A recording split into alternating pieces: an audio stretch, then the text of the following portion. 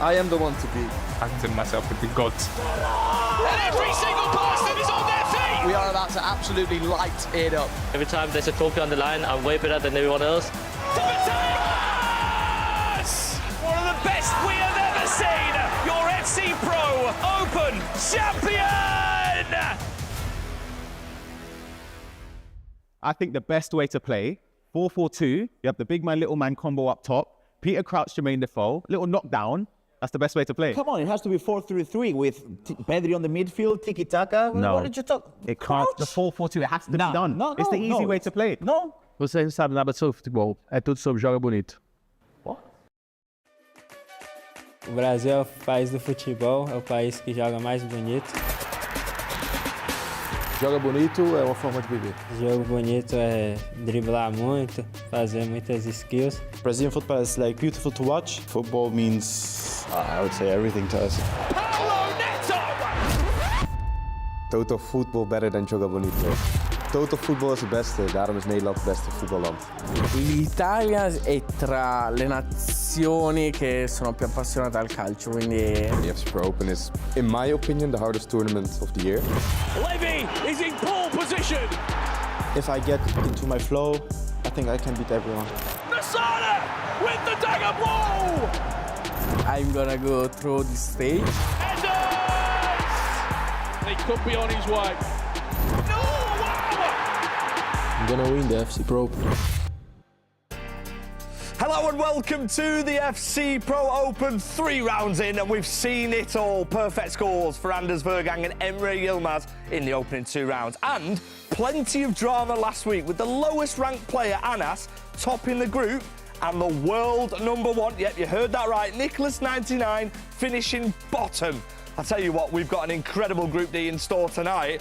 And we've also got a man making his debut this season. Welcome back, Mr. Graf. How are you feeling? Oh, I'm feeling amazing because I'm looking forward to that Joga Bonito commentary we're going to see from Richard Buckley. Is that happening? That's the first thing I've heard about this. I mean, he's just piled the pressure straight on you, Rich. There's a lot going on in the world of FC, in particular the update which came, which means AI goalkeeper movement's been nerfed, shall we say? Yeah, I mean, the goalkeeper movement in general on the right stick, much slower. It's going to be so interesting. It's a core fundamental mechanic that the pros have had to master over a set number of years. How will they adapt? This is the first tournament we've seen with it. It feels, for the pros, like a brand new game, really, in the defensive part of the pitch. And luckily for us, we don't have to worry about that. The pros do. Let's take a look at the players in action in Group D this evening. Now, Grav, first things first, we'll address the 175th ranked man, Guga Faraz, recently signed with Manchester City Esports.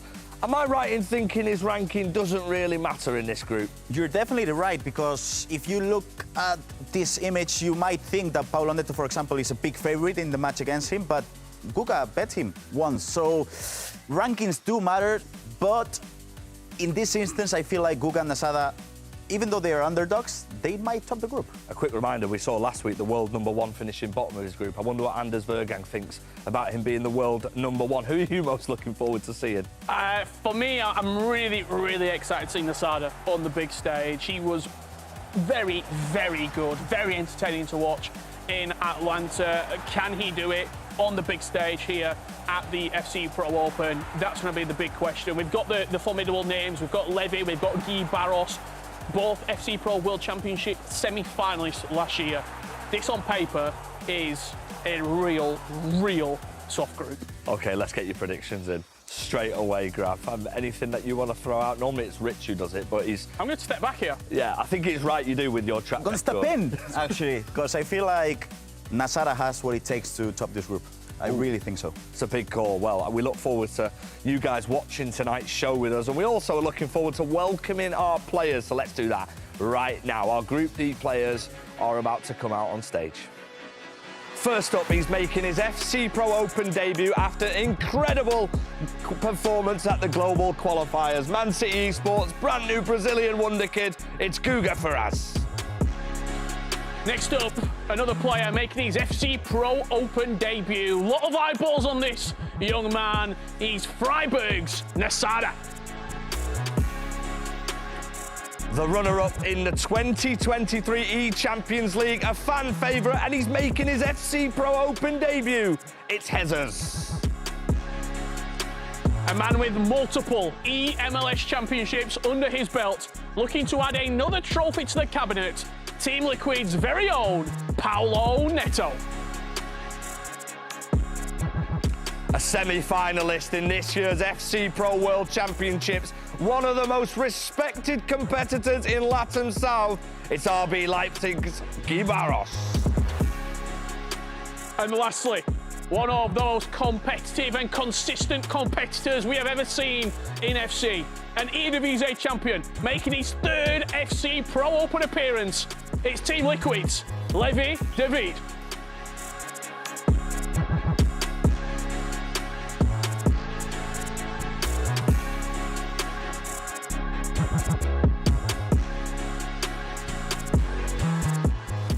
Whoa, a star-studded Group D lineup, and a man equally as amazing here today is joining us once again. Shells, welcome back to the FC Pro Open. Now, this is the best part of the show because we get to unpick the FC Pro Live campaign. I know a lot of you people watching are looking forward to the items. Let's dissect the action then, shall we? Let's take a look at all of our Group D players. Who are you most looking forward to using / investing in, Shells? Yeah, it's a tough decision, FD. This is probably the best group to last, in my opinion. Of course, I'm going to start with Sevilla, represented by Guga, the only man that went undefeated, and Atlanta, of course.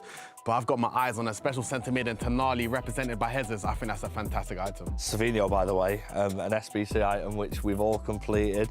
This group of players in Group D seem to me like they are the best spread across the board. Let's focus on that Sandro Tonali then, like we said, because, I mean, 87 rated as a base without any upgrades. He looks sensational. What do you like so much about this? Yeah, to be honest, it's just a true definition of a box-to-box midfielder. If you see his stats across the board, you know, the 80 pace, the 82 pace, sorry, the 81 shoot, the 87 passing, the 83 dribbling, and 82 defending. I don't even need to get to the physicals because 80s across the board. But yeah, I think he's just a true definition of a box-to-box midfielder. What did we used to call players in midfield who used to have 80s across the board? They were part of the Hullet gang. The Hullet gang, indeed. I know a lot of you guys are super excited to see this. Let's focus on the playstyles then. A massive part of FC this year. We'll start with the Playstyle Plus, the pinged pass. Yeah, we're going to start with ping pass. If you don't know ping pass, you press R1X on the controller and it just forced a great low-driven pass across the floor.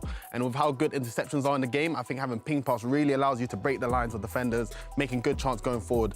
And of course, combining that, with tiki-taka, literally, you can do any pass in the game. He is missing the incisive pass, but I think having tiki-taka and ping pass as a combination still makes a viable option. And just throwing in a cheeky technical and silver relentless, which I think a little underrated playstyles, but make this item such a special player. Listen, he is a very special player, and his market value is absolutely eye-watering. I took a look at it earlier on. We're going to share with you right now what his market value is. This isn't a visual glitch. He's rising once again. 622,000 Shells. I mean, I don't know about you, but we do not have the facilities. Yeah, that's a bit of might take too much on my price range, to be honest. 622k. Maybe they got an inside scoop. Listen, Hezers is one of the underrated players in the group. And one thing about Hezers, he can get results from anyone. And if Tonali gets maybe an incisive pass or a little intercept, you'll be seeing him in a lot of teams. So maybe get your bet money in now, I don't know. I mean, yeah, 622,000 to invest. I mean, I can't afford it. But one man who was talking about it all throughout was Mr. Ryan Pessoa. And guess what? He's stood with Hezers right now. Well, FG and Shells have put me on the spot a little bit with Tonali, and this is the man that is representing the item for the FC Pro Live promo. How are you finding today? How's your preparation been? I think preparation was good, feeling confident, but we know.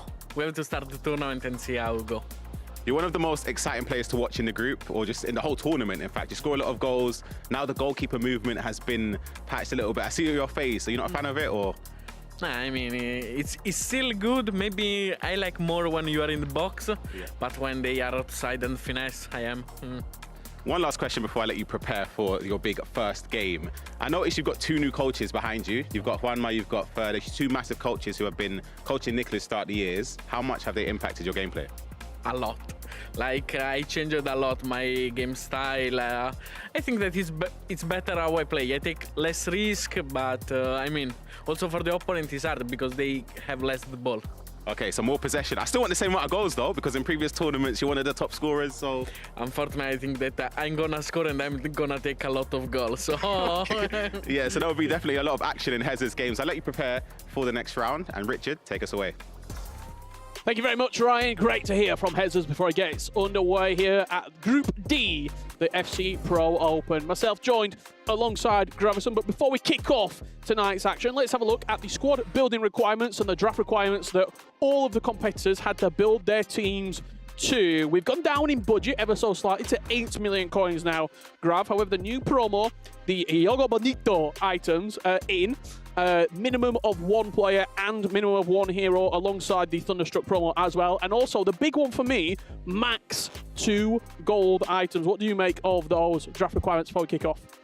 It's a hard one because I feel like in the world rare items we're gonna see Aitana and Mbappe, and that's just it. But then on the Thunderstrucks, icons, Yoga Bonitos, it's a tougher one because, for example, I did the Gelloro SBC and she was amazing and she was in 3 out of 6 teams last week. So I'm curious to see which ones they're gonna pick. For example, Paulo talked to me about, he spoke to me about the Rodri, and I feel like Rodri might be the biggest player. Well, let us know your thoughts. Who do you want to see at home?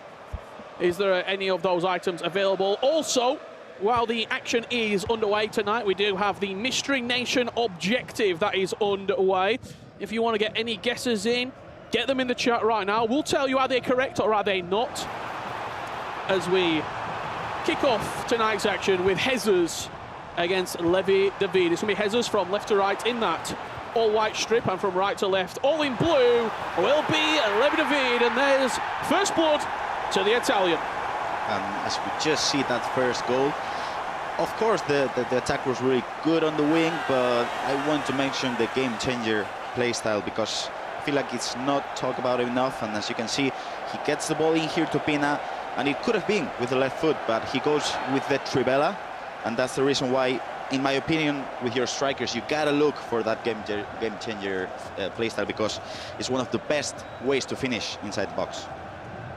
We have got, obviously, 3 games underway right now. Guga Ferez and Paolo Neto underway, 0-0 at this current juncture. The other game that is underway right now, just offside there, is Nasada and Guy Barros. We'll bring you all the moments, all the highlights, all the best bits from tonight's action. Make sure you stick with us because I'm going to go out on a limb and say I think this will be the most entertaining group of the FC Pro Open thus far. The attacking quality that's on display, Grav, is truly remarkable. It's going to be incredible. I feel like Ryan mentioned how we might get 200 or even more goals scored, so I'm really looking forward to it, and I'm really looking forward to see if Nasada can score, I don't know, maybe 40, 50, 60 goals. Let's see what happens because he's one of the best attackers in the world right now. And formation-wise, I'm kind of curious to see if anyone is going to play 4-4-2, 4-2-1-3, 4-2-3-1, because it feels like we have a total domination in 4-5-1 and 4-4-1-1 at the moment. Absolutely. Just offside there.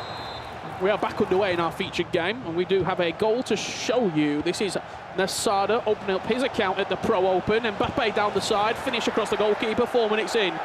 Nasada leads against RB Leipzig's Guy Barros.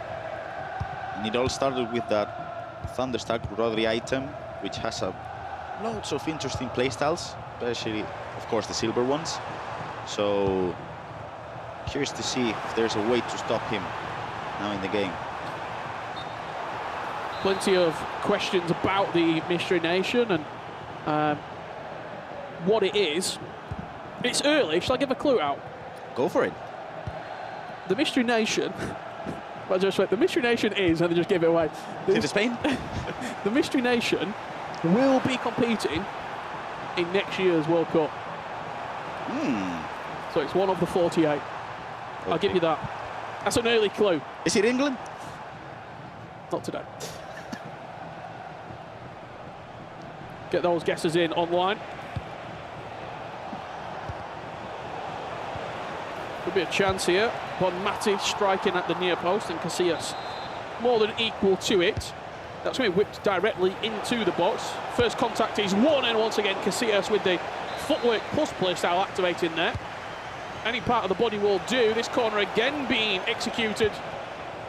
Very, very close to perfection there for Paulo Neto, coming close from the corner. Let's jump around the game to see what else is happening. A player that was on everyone's lips. Nasada 2-0 up inside 7 minutes as Levin Vid looks to have got one back. Reinders, lovely little bit of a cancel there, opens up the space and a finesse into the far corner. Especially after the holiday update, we're gonna see those finesses going all the time. Now with the goalkeeper moved, being slightly tuned down, I feel like if you open up the angle and you work it well enough, you're gonna get those shots in. Lovely first time through ball there. It's a 50-50 and just about Chiellini alongside the attacking player there, just forces it out. Let's jump back over to that Nasada game. I want to see what he is doing. Let's see a couple of those Mystery Nation clues coming in. PRK saying it would make sense for it to be Brazil. That would make sense with the Yogo Benito promo and 3 Brazilian players here tonight. Denmark from Manuel. Costa Rica coming in from Franco. I can tell you, mystery country, just saying, not even saying is it, just saying it's Holland. I can tell you it's not. It's not. We'll continue giving you more clues throughout today's broadcast, revealing it in our final game of the day. First thing that we're seeing is a 4-5-1 against 4-5-1. And Mbappe, that's a great defense. Advanced defending by Militao. For the people at home that want to defend those situations, you should spam the X button so you can activate the advanced defending and you'll get the ball easily. As you can see, Dalot tried to do it as well in there. It's one of the ways in which the pros defend so well. The advanced defending. Beautiful play there. Just shifting his body around the defence, getting the strike away. It was Jan Oblak equal to it. A short corner played on that occasion, doesn't get anything for it. Surprised we've not seen the player lock into the back post there. Agree. As we head back to our featured game, I think that might have been a little bit of sportsmanlike conduct, and we are going into another pause in that particular game. Let's keep the action rolling as we head back to Paulo Neto and Guga Ferrez. Could be an early chance here to break the deadlock, and it's just off the post, but the rebound goes into the side netting. There is the corner that we asked for. Player locked into the back post. Reinders with the second contact. It's all about keeping the possession going, and that's just in wide of the post grab. That's one of the reasons why we're seeing Salah as a starting 11, because of those finesses, as you can see in this instance. Mbappe going for the third goal. Pina. It's a beautiful finesse that this time goes in. There's not much you can do, because even if you move the keeper, you won't be able to save it. It seems like Nasada is just on a rampage right now. That's 3-0. It's the pace in which he plays the passes for me inside the box. It's very, very hard to defend against that, because now, with the lack of goalkeeper movement, it just opens up the finesse every time. It was a great touch. That first touch was amazing. And definitely Richard. Seems like if you have a suit high... Nasada, the update? I think so. I think so. I don't... Because he's going to get a lot... Many... Oh, what a save. He's going to get...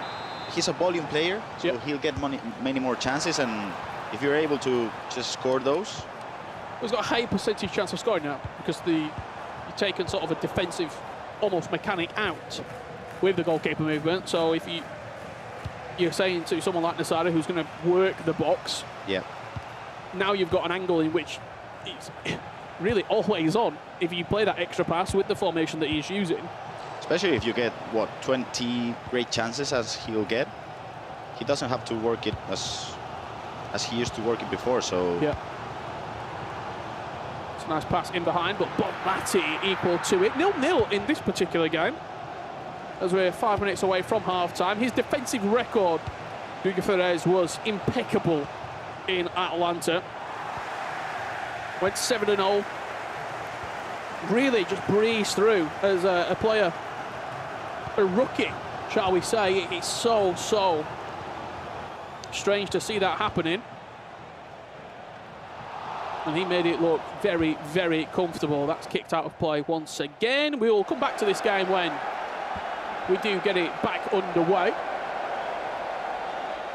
As of right now, a couple of teething problems as we go into a technical pause between Hezers and Levy. Not missing any of the action. As we jump back on board here when the side are in a comfortable 3-0 lead against RB Leipzig's Guy Barros. That's a finesse from Yaya Toure, 25 yards out, but it's just snuffed out by the defensive capabilities of Eder Militao alongside Rodri in the middle of the park. Graf. We were talking about different formations and we just hit it one, because Masada is using the 4-4-2, but with the way he's creating those runs, seems like you have to be perfect every single time. In those 50-50 situations, you gotta guess right, because if not, with the creative runs on the wing and the way he trigger runs with the midfielders, he's just unstoppable offensively. I mean, that's 3 goals under 30 minutes, and it seems like he could score, what, 7 goals? 8? Oblak with a big save, could have rebounded in there at the near post. We'll continue to watch this game as our featured match of the round is in a very small technical pause. I think they're getting the game back underway very shortly indeed. You're not missing anything. Very, very aggressive goalkeeper movement and pulling him out. Is that what you need to do there? Probably, especially after the holiday update. You gotta be aggressive on those. That's a nice press. Levy gets the ball back. One thing about Levy, he's never off mentally. I mean, he just stopped the game for a couple of times. First thing that he did, just press aggressively with De Jong.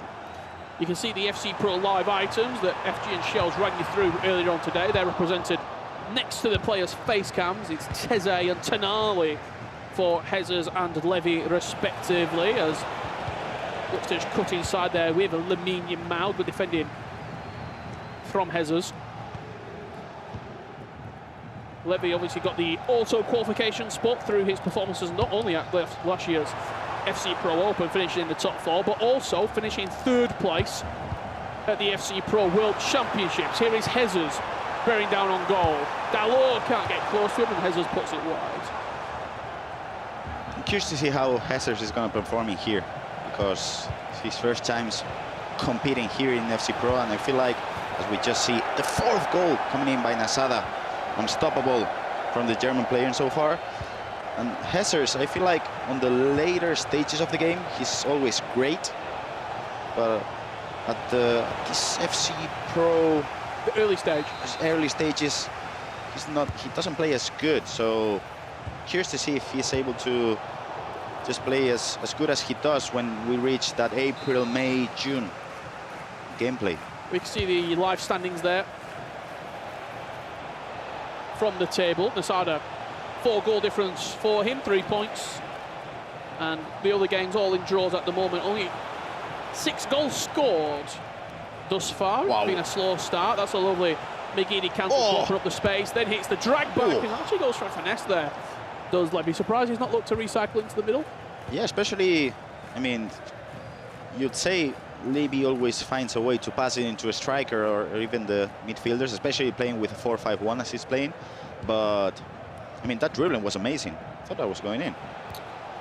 Taken until the 52nd minute here to get the opening goal between Guga and Paulo Neto, and it's gone Team Liquid's way. Paulo Neto opens up the scoring, 1-0.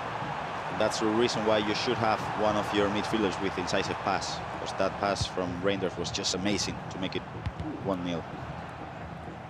It's been a very stop-start game, this one. I'm not expecting too much as we go into half-time. I think we'll see a much more energetic and attacking second half, but the sort of momentum that you do build up, it has been halted ever so slightly with the technical pauses that we've seen.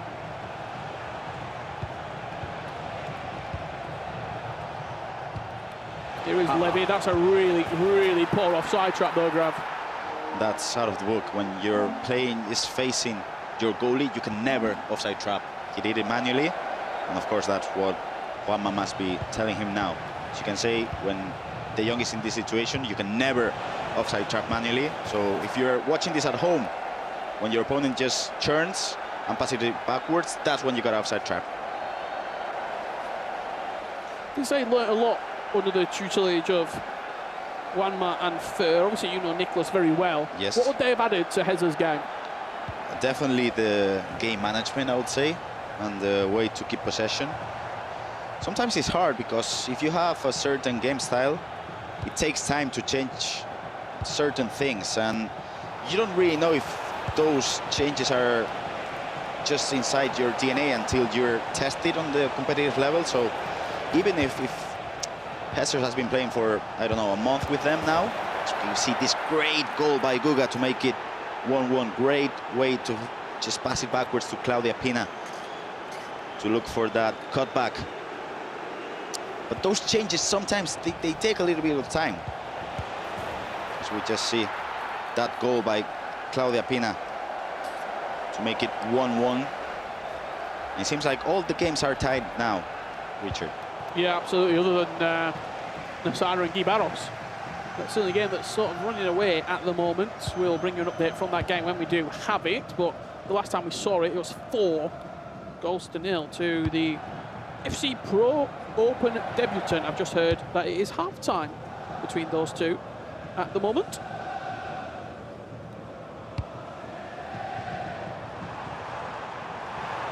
Great running here from Hezers down the byline. If you've got any investments at home as well, let us know. Who are you rooting for tonight? Who do you want to see getting that 10-point haul, getting the upgrades? Looking like they will be going into the knockouts. Let us know at home. We always want to see your opinion on how you see things going. Are you supporting one particular player tonight? Wow. That's a lovely play from Levy. Opening up the pitch. Lamine Yamal, play a lot cancelled. Just a little back heel there into Reinders, but Hezers did get his body back and defended it quite well. It's curious to see Hezers play in this certain way in which he's holding possession way longer than he used to do. I mean, if you watch it, Hezers play in any FC tournaments, you probably expect him to have, what, 30–40% of possession? But it seems like now he's able to hold the ball, but he's not creating anything with it, really. So that might not work in his favor. As you can see Lamine Yamal go for a beautiful right-time shot to make it 3-1. And it seems like Hezers is stuck right now because he's been trying to change his game style now for a bit. He's been trying to hold possession, but it seems like he doesn't know what to do when he reaches that side of the pitch. It seems like he's doubting himself at the moment. So what would you say to him at half-time? Do you throw bodies forward? It's only the first game. Goal difference will play a factor, I can tell you that, over the course of the 2 sessions of the Pro Open, as we're back underway between Guy Barros and Nasada. And Nasada has not let up. 5-0 he leads against Guy in his first game on the Pro Open stage. This looks to be one back here for Guga. That's 2-1 now in the last third of the matchup as we just creep into half-time here. Levy will be leading, but the question is by how many goals, as the last chance of the half falls to Hezers. Looking to recycle down the byline. Not sure he's got an easy throw on, does go down the line, but that's going to allow Hezers a corner kick to end the first half. Goalkeeper is pulled off the line, it's aggressive, and it's worked out nicely for Levy. Fist bumps between Coach Renzo and Levy. They lead 3-1 at half-time. It seems like Nasada now is on a rampage. I was curious to see how that Joga Bonito Murillo would be, and it seems like it's not working out for Guy Barros at the moment. So maybe a change on some players now, because it feels like maybe a change in the formation as well. 5-0. It seems like he's doing too many things wrong at the moment. Well, he's using that Murillo. Doesn't really have another centre-back on the bench to utilise. Timber potentially as a thunderstruck. There's one back for Guy Barros. Still a long time to go, 9-minute halves. As Jude Bellingham puts him on the scoreboard. There's a great way to create the attack. It all came with a run with Bellingham. He triggered the run with an L1X pass, and you gotta look for those runs, because if not, you're not going to be able to break down the defense. As we just see Kieran just hyping up Levy, because as he mentioned, he's not invested in his FC Pro Live item, but he's backing him. Sabinho, Guga, I mean, we all tried him.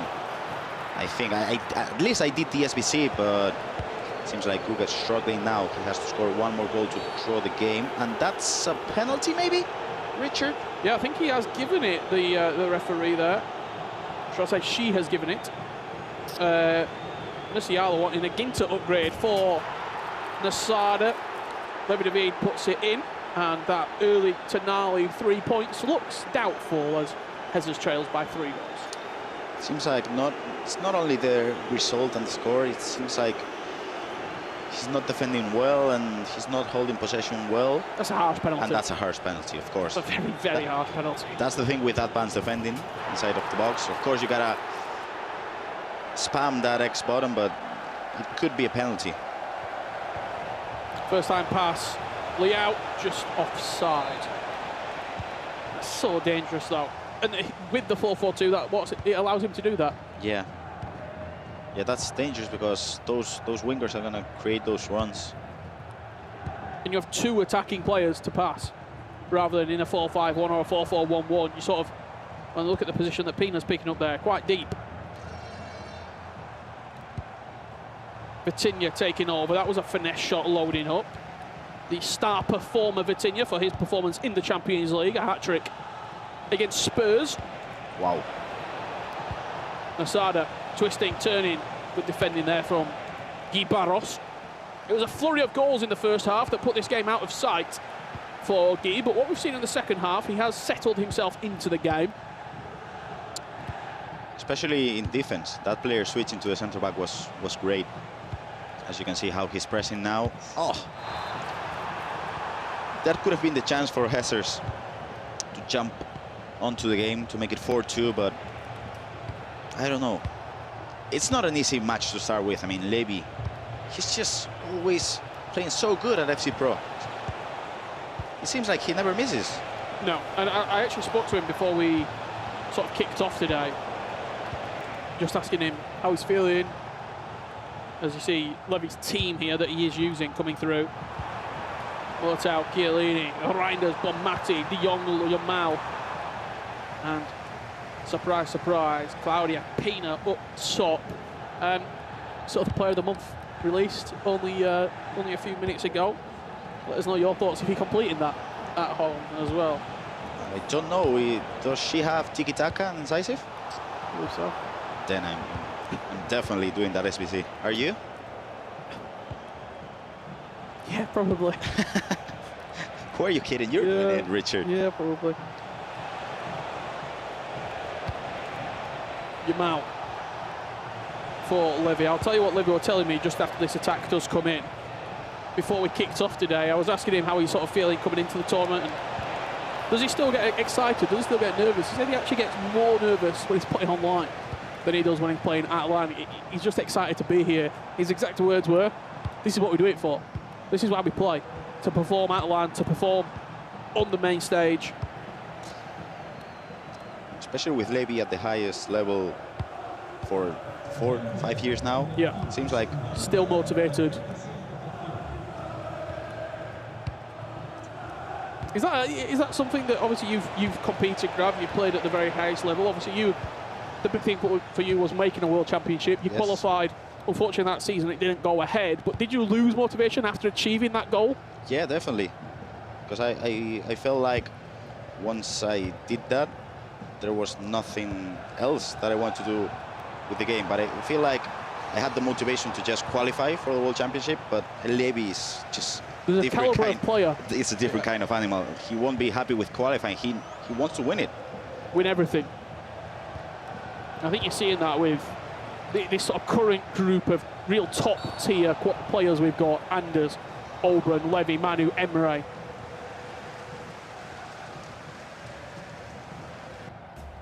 The players that are constantly making events at the real upper echelon. Making the event isn't enough. It's winning and nothing else. And speaking of winning, Nasada is winning his debut game here at the Pro Open. And he's winning it at a canter, 5-1 up with 20 minutes left to play. I was curious to see the centre backs, as I mentioned before, because we did see a lot of Chiellini, a lot of Militao as well in the Group B and Group A. I want to see if Mourinho was going to be good enough, but it seems like now just Guibarros is using Murillo and Hezers as well, and they're both losing. I mean, he did concede 5 goals one, 4 goals the other, so I don't know. I don't think that Murillo item is just good enough at the moment. Speaking of Yoga Benito item, you saw Mike on there intercepting the ball. He is good enough. Would he be in your team as one of those Yoga Benito players that you have to use? Definitely, definitely. I mean, it's not hard to make it into my team because it's not that good, but I'm looking for those cheap beasts. Who's your right back at the moment? Diogo Dalot, okay. the Thunderstruck one. I've still got a gold item at right back. Ooh. Valverde. I mean, he's good. He's good. Pina on the finesse, 6-1 decided. Game, set and match. There was a little bit of team press. There was a little bit of aggression coming out from Guy Barros, but Nasada will be picking up 3 points, will be at the top of the table after one game here at the Pro Open. And lo and behold, it's a finesse shot into the far corner. Guy Barros did try to move the goalkeeper, but it wasn't good enough. So we jump back to this Hezers against Levy match. Levy did try to move the keeper as well, but it wasn't good enough because Hezers made it 4-2 and he's alive in that match. I'm surprised by this score, 2-1. I'm not sure, because Paulo is a great defender, and not only that, he likes to keep the games as low scored as possible, in my opinion. Yep. But especially when you're playing against a 17-year-old kid, you'll try to keep it as slow paced as possible in a way. And that's what I think Paulo is doing at the moment. That bad pants defending by Dalot is amazing. You really should look for those bruiser playstyles on your fullbacks. Is that the go-to fullback playstyle for you? I would say so. I would say it has to be the quick step and the bruiser, in my opinion at least.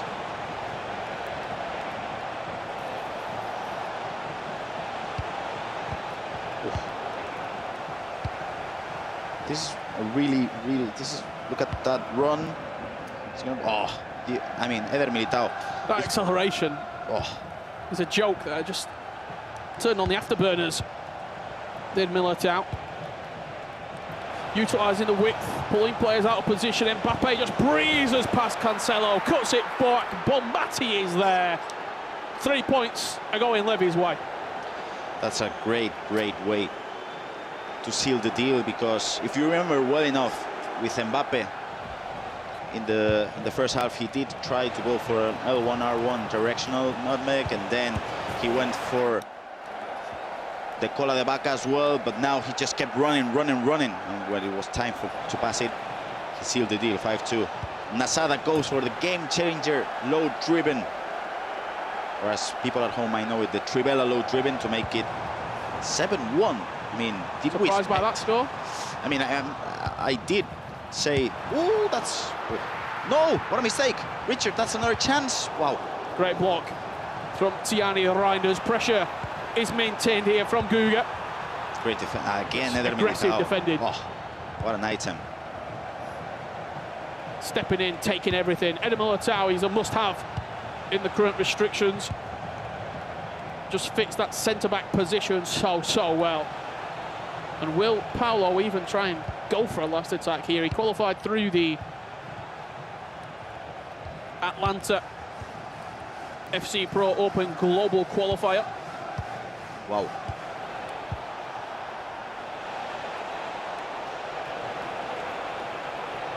I'm not sure he's going to even go forward here, Grav. It's a long time, though. He doesn't need it, but 9-minute halves. It's a long, long time to keep hold of this ball. There might be a chance here. Let's see what else is happening very quickly. You can keep your eyes peeled to the bottom right corner. It's a consolation goal at best for Guy Barros, 7 minutes on the clock. And he has given the ball back there to Guga for one last attack. There's only going to be 1 minute, though. We've only had 3 goals. He's got to go, and he's got to go now, the youngster. The old guard But that's another... versus the new blood. Another one. And will it be point shared? Mbappe! Yes, it will! 90+1. Guga Ferez gets a point on the board in his first ever Pro Open match and steals 2 away from Paulo Neto. Paulo will be disappointed and devastated because his defense wasn't great. It wasn't bad, but the way he just gave the ball away. I mean, he did have all the time in the world to just maybe, I don't know, just throw it away, really. He didn't need to attack, but wow, that's FC for you guys. If you just do one small mistake, and especially at the highest stake. Did he go too early on holding possession? I don't think so, because he did have the possession when the match should have ended, but he didn't throw it away, and you'll get punished if you make mistakes. As we go into a +3 additional minutes here between Guy Barros and Nosada. It's going to be 3 points on the board, but the question is, has Guy Barros very quickly reduced some of this goal difference? I think he might have. 7-1 it was, 2 goals in the last 6 or 7 minutes, give him a -4 goal difference going into the next game of the Pro Open. Could have one more chance here, actually. No. No. Good defending from Marcus Llorente. Full time, the side of 7. Guy Barros 3. That puts him top of the table. Let's jump on back with Hezers and Levi David, because we've got a little bit of late action here, Grav. It's Mbappe has it back. Naitana will go for a finesse to make it 5-3, but I don't think he has any more time to try. Maybe he can score another goal, but I feel like Levi won't lose possession. Still, great 3 points for Levi this first match. Maybe 3 additional. You don't think, and you assume, that Hezers isn't going to get a touch of this ball. We've seen 3 matches so far, 6 players in action. Levy picking up where he left off last season, on top of FC.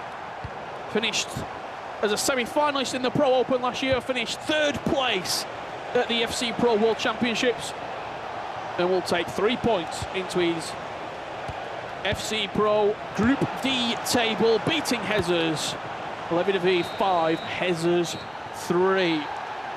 Mr. Consistency does it again. Takes the 3 points, and it seems like he wants to be at top back again. When he got that lead, when he got that comfortable lead, 2-3 goals, it was never in doubt. Levy did win, but he's not top of the table. That young man is. If you want to learn more about the player representing Freiburg, here is what everything you need to know about Nosada. Pros, they know like my level, and I don't think like they see me under the radar. My name is Nosada. It all started from the ladder because I practiced there a lot, to be honest. And yeah, then I was the global qualifier. It was crazy, crazy, crazy feeling. Even the last game against Hezers, just like goal after goal, goal after goal. Williams! Nosada with the dagger blow! This was a crazy, crazy feeling. I'm attacking-wise the best in the group. From the press, I think I'm the best as well. The pros, they play a different kind of FC, I think. It will be a hard challenge for the group stage. I want us to play my best and think I will win.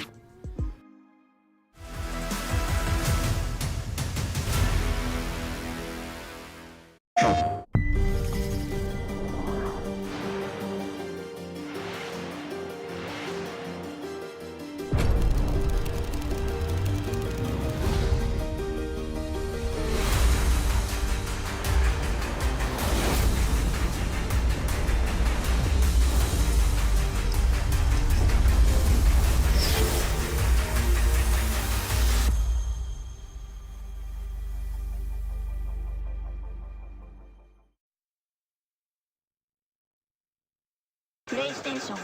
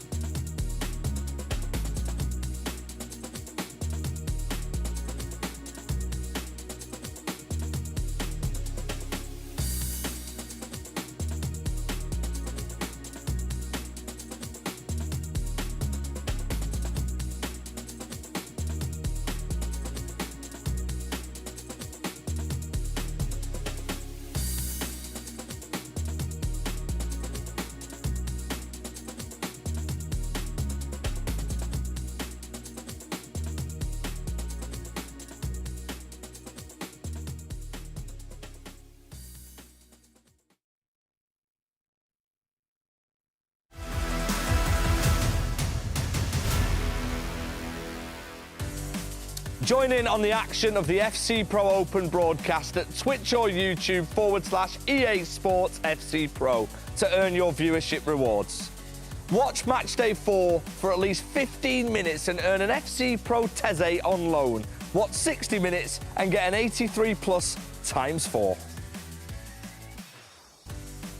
Wow, welcome back. Is everything all right, Rich? Everything's superb over here, mate. Welcome back to the FC Pro. Listen, first things first, the first round of fixtures did not disappoint. A win for Levy David, right? We didn't really speak much about him in the opening segment.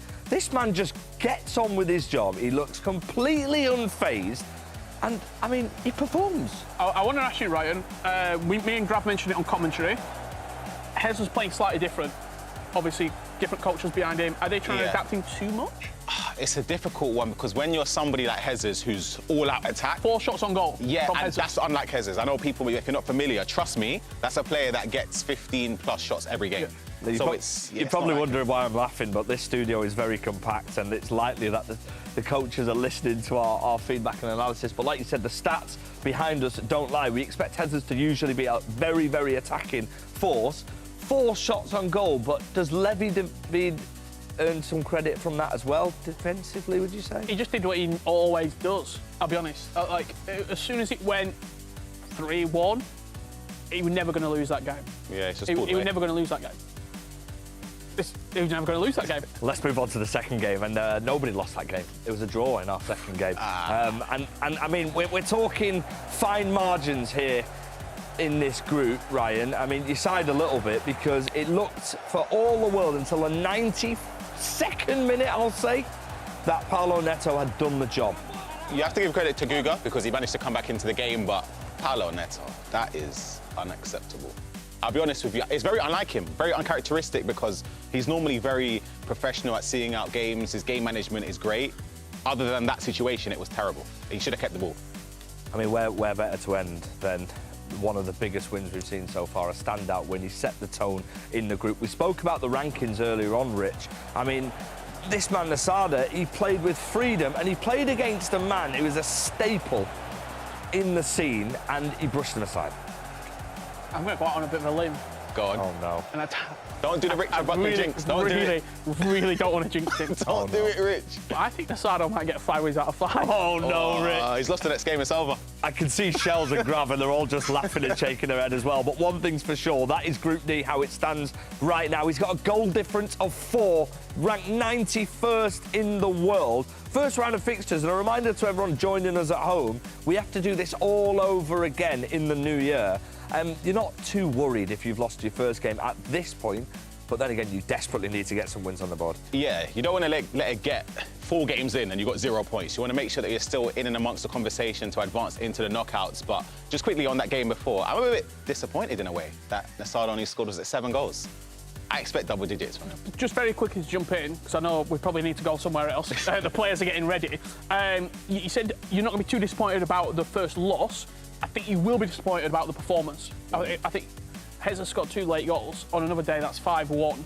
And it looks a little bit more drastic. Him not scoring that many goals, I think could potentially play a factor as we go on, because every game, you've got no easy game in this group. Yep, there's no easy games in this group, but Richard Buckley has just said that after 1 game, Nasada's going to win all 5. Shells, you were shaking your head, and you're with Grav. Right now, let's go and see what they think.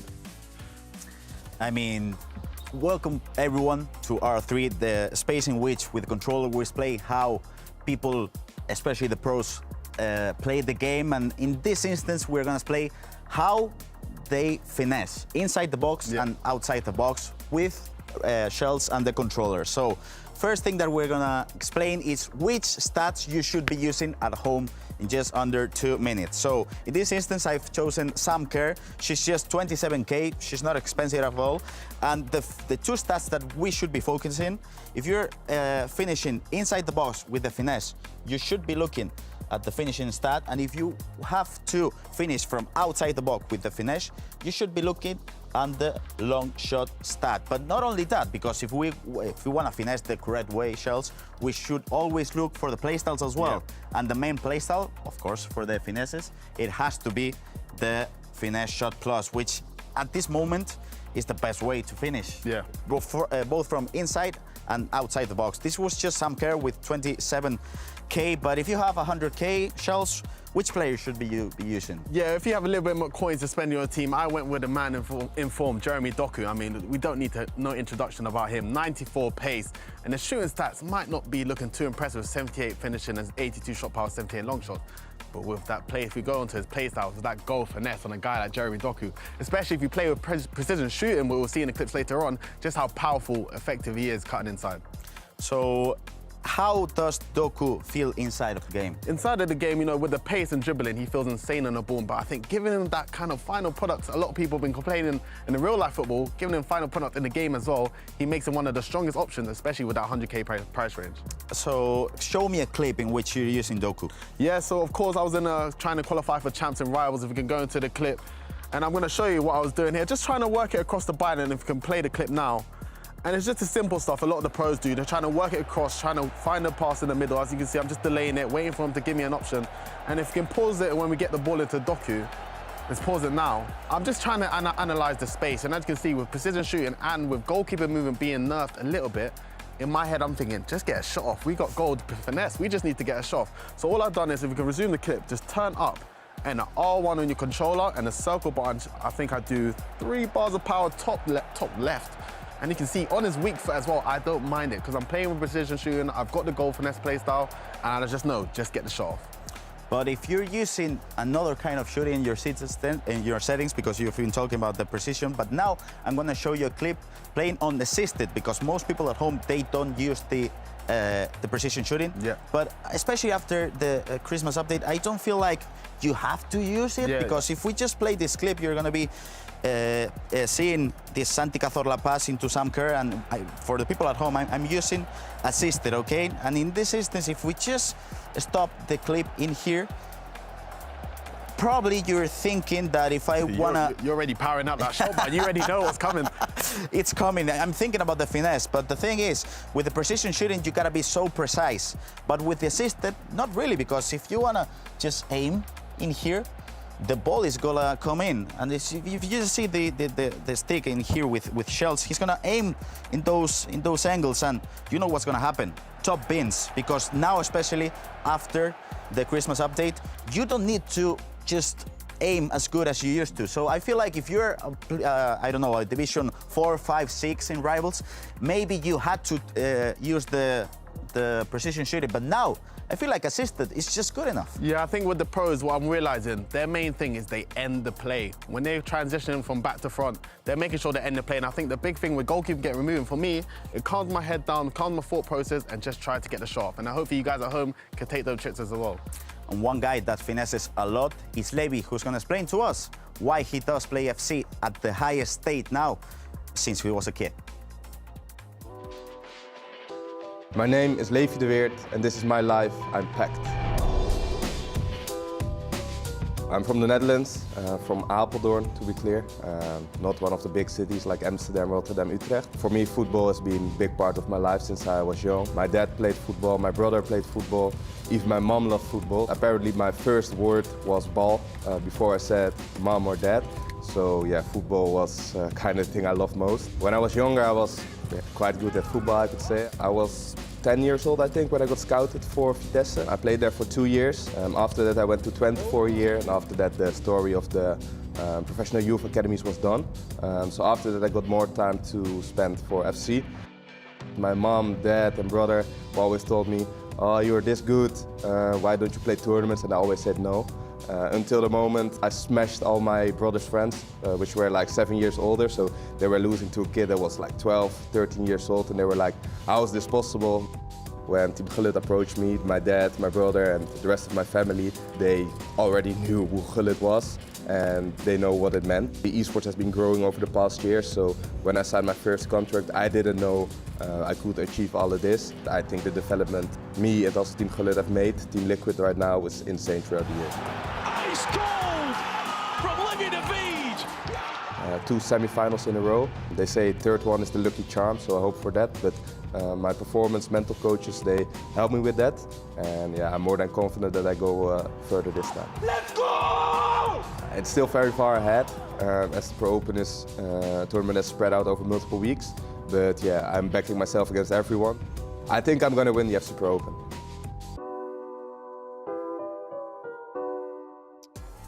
Well, he thinks he'll win the FC Pro Open, does Levi de Weert.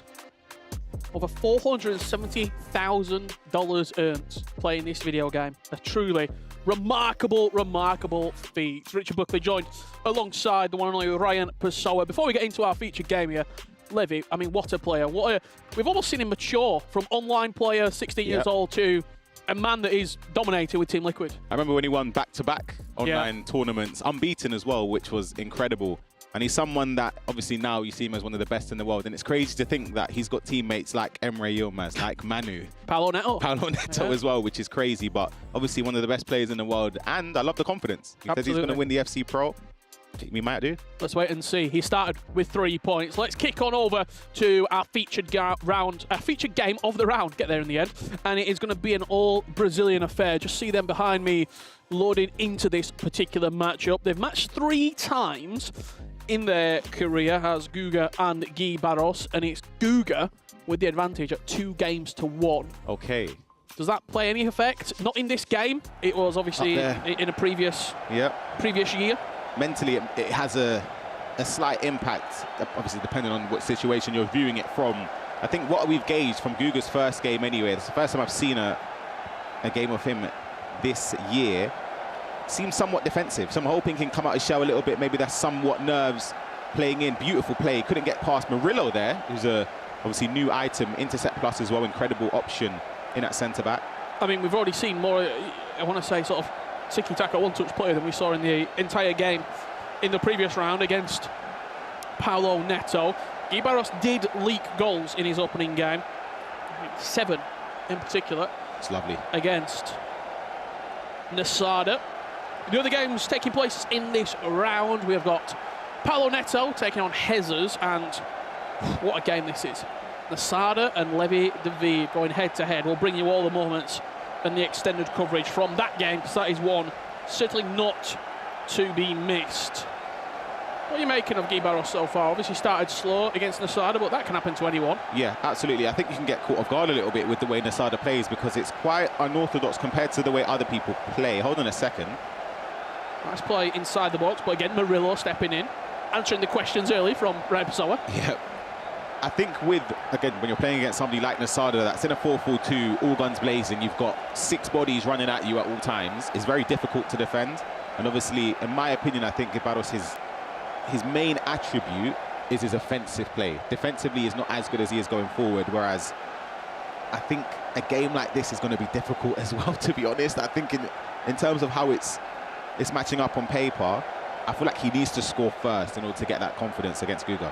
Yeah, absolutely. I mean, he will score first. A big reaction from Guy Barros. First goal of the game falls RB Leipzig way. What a game this is, by the way. RB Leipzig, Man City, going head-to-head on the main stage. Not the prettiest of goals, but the build-up was nice. Yeah, it was lovely. Got the ball with Vitinha, tried to get a finesse shot. The rebound falling in favour of him for a simple goal from Pina. But he needed that start because he found himself, was it 3 or 4-0 down in game 1? And this game over the other side of things. Levi David. I've cursed him. The Richard Buckley curse has struck again. Nasada 1-0 down in 2 minutes. I've given very little predictions on this entire FC Pro show. Wait, I remember one. Hold on. I've given 3 so far. Akacia. I said Katia would finish on 10 points. He finished on 3. Yep. I said that El Jar Pashotto would have a great tournament and win the FC Pro Open. He's bottom of the table with 0 points. And I've just said Nasada's going to go 5 out of 5, and he's 1-0 down inside the first 3. You know what? My prediction, though, with Nasada is sort of similar. I don't think he'll go 5-0. However, I think he will be in top of the table? In the top 2. I think the 2 that are playing each other now, Levi and Nasada, will be battling it out the top 2, in my opinion. When you look back at Guga's games from Atlanta, that chance coming in straight into the hands of Casillas. He beat Mark 11 in his opening game, 7-6. High-scoring affair. He then beat Cameron Rock 3-2. Hezers, a repeat game of what he's going to play here today, 8-6. Jafonzo 6-3, and then another 3-2 against Gueric. It wasn't the easiest of runs by any stretch of the imagination. Oh, it's off, I was about to say. He then, in the knockouts, that's where we saw true dominance. 6-1 against Di Fernandez, 7-3 against Jafonzo. Is it going to take him a little bit of time to get going in this tournament? Levi David doing exactly what Levi does best, 2-0 up inside the first 6 minutes. Yeah, I think nerves are a factor. Obviously, when it's your first, I would say, obviously you had to qualify, but in Atlanta, but I mean, your first It's also a big stage there, a lot of people. We're at DreamHack, there's fireworks going off a few meters away. There are waterfall at one of the stages to the left of us. The level is obviously very high in that stage to get here. Yeah. But I think once you get here, it's a little bit different. You start to realize, hold on a second, you can start to dream a little bit and think you're only a few weeks away or a month away from potentially reaching the knockouts, and anything can happen from there. But he obviously has the capability to beat most people, all players in this tournament. He's beaten Jafonzo. You mentioned that Di Fernandez win. Mark 11, some top names. I heard one of the players say it. I can't remember who it was, but it's been a great quote, and it stuck with me for a long time. They said when you're playing at a lot of events, it's quite easy to hide in the tournament, whether you're playing in a Swiss stage or you're playing in multiple group games taking place at the same time. Where there's only 6 players, and it's only you 6 playing in one night, we're going to see a lot of your gameplay. It's impossible to hide at the Pro Open. And I think that is something that it stuck with me, because if the players recognise that, that will play in the back of the mind. 100%. This game, though, as well, Paulo Neto against Hezers, both players Well, neither one won their first game anyway. Paulo Neto will be very disappointed. He should have 3 points on the board, in my opinion. That last minute, I honestly don't know what happened. He had an opportunity to clear it. He tried to play fancy out the back and then ended up conceding last minute. And Hezers, you could argue, obviously was 5-1 down. Those 2 late goals maybe will give him a slight bit of confidence, but consolation, is it really? Yeah, I mean, you're the pro player. You've played in groups before. I'm a content creator right now, Rich. You're the former pro player. When you're playing in groups, at what point are you thinking ahead to the next game? It's difficult because in these situations, your next game is time. Yeah, your next game is in 10-15 minutes. And when you have 2 separate weeks, it's not like a one-day thing and you're out or one day and you're through. You just want to make sure if you're having a bad day, still stick amongst the pack. You don't want to just fall apart and be on. If you're on 0 points, like LJ on the first week. I remember when you used to play in Swiss. We used to Swiss, You'd play a game, you'd go and get something to eat. Yep. You'd go and have a debrief with all the rest of the players as Levy goes 3-0 up. Low driven into the bottom corner. 12 minutes. Sada's not happy.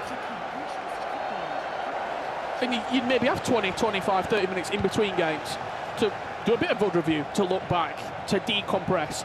There's none of that here. Nope. I think it can work for and against you though, because if you're winning, you kind of just want to keep on going, get into the next game.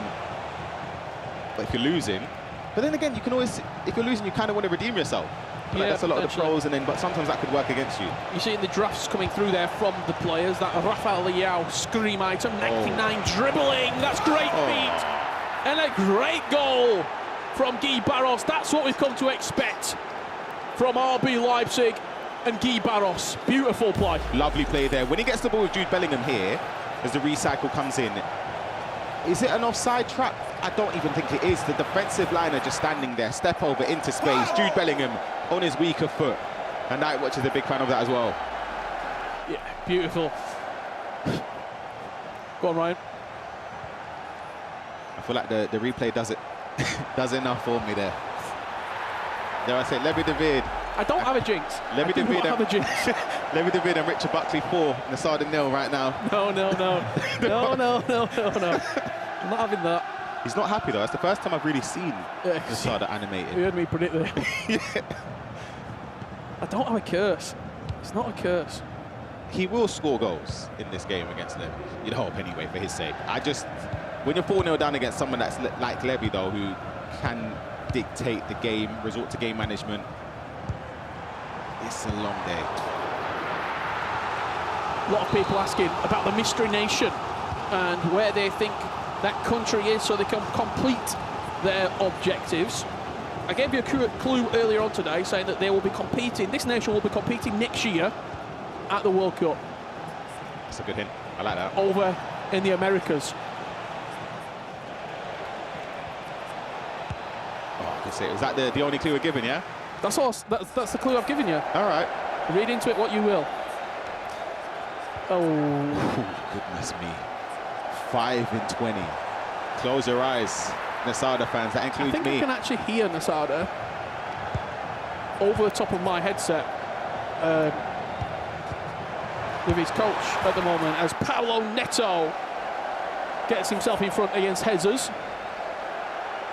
I was telling my stream that for this group, I feel like the adjustment of goalkeeper movement. Who's it suit? Who's it suit and who's it not suit? I feel like it's not suiting right now. But in my opinion, Nasada, Hezers, the people that take a lot of shots. I know we saw in the first round, Hezers barely took any shots. Unlike him, very uncharacteristic. But I think those players who are good at build-up and create chances that they ended up flopping because of the goalkeeper movement. Yo, Icy saying, USA, it's too easy. You're right. Get that objective done. Slapping a player from USA. Objective complete. Let me know how you get on. Dilsey. I think that might be the same Dilsey that I used to play pro clubs with. Believe it or not. He's saying Gramerson gave it away earlier. It's Spain.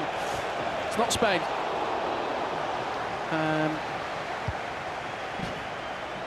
Sankt Petersburg. Saying it's Mexico. Checkers.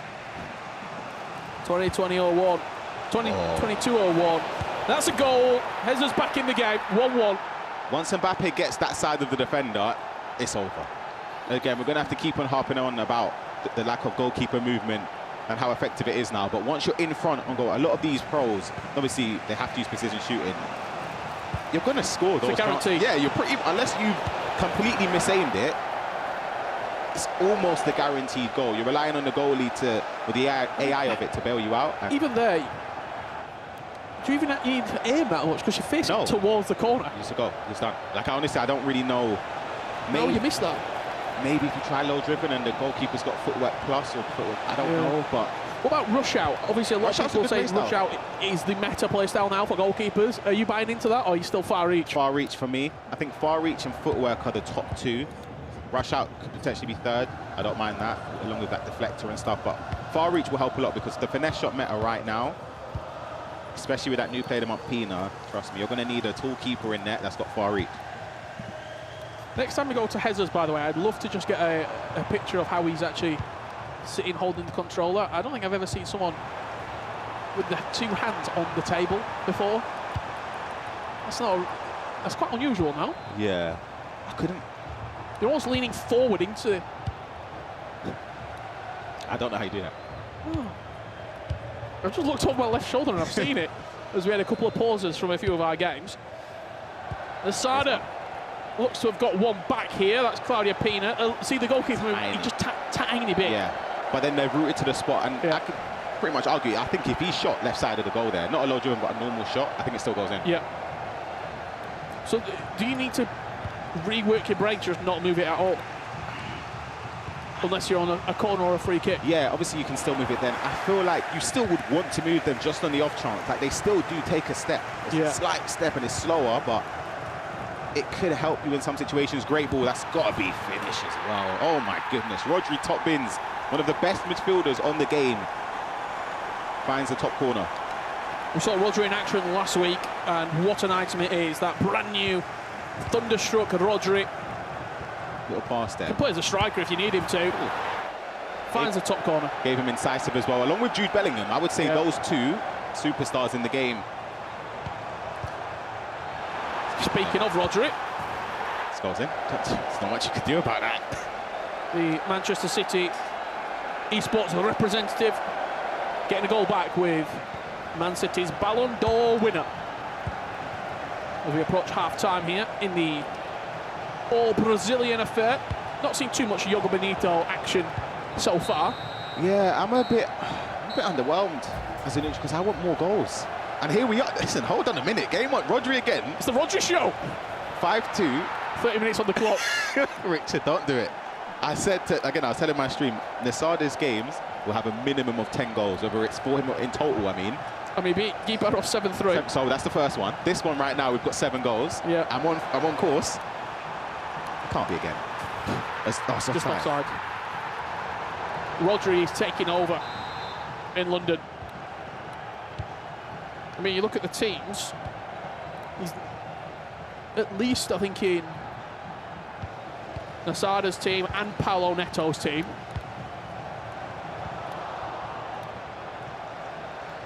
I feel like for the budget...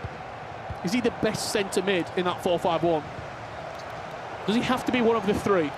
For me personally, yes. Just because of the play styles he has. There are other options you could use, but they do different things. Like, Bonmati, you'd prefer obviously going forward.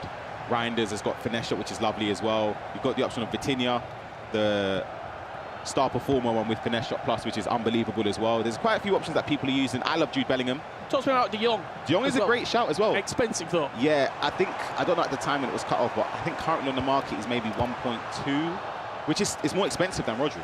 I think it might have been the lock-off earlier on in the weekend, meaning that price might have been highly inflated. Yeah. Only 2 players, to my knowledge there, using that De Jong item. I think Maicon being used is an interesting one for me, because that one is expensive. I think I'd rather just use Dallo, in my opinion. I mean, Nasada's using Lorenta as his fullback, as Paulo Neto adds a third. I always find that skill hard to do. Along with Shell's been trying to learn that one. When you get it, and I keep doing the wrong skill. Every time when I try and cut inside like that. Mbappe, you get the angle for the finesse, tuck it into the corner, 3-1. And Paulo Neto.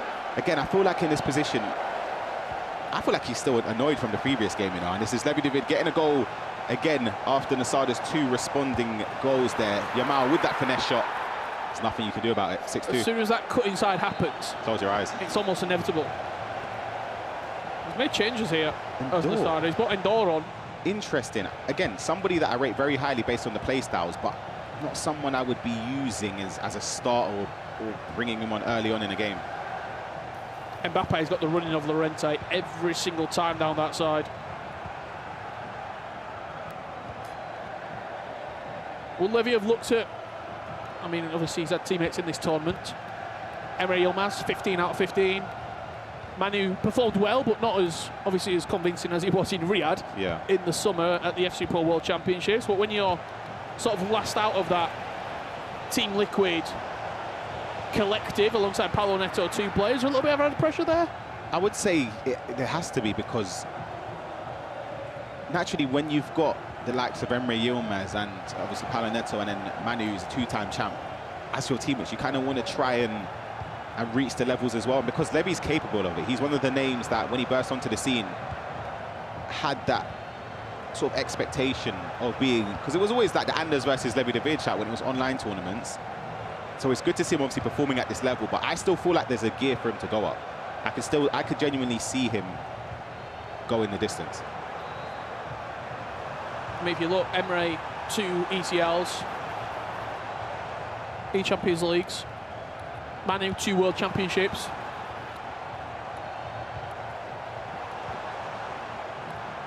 Neither player picking up the FC Pro Open, a tournament really that has been Anders Vergang dominated. If you look at the last couple of years we've had, final against PHZ and winning last year against Oberon. He starts the season off very well, does Vergang. Good step.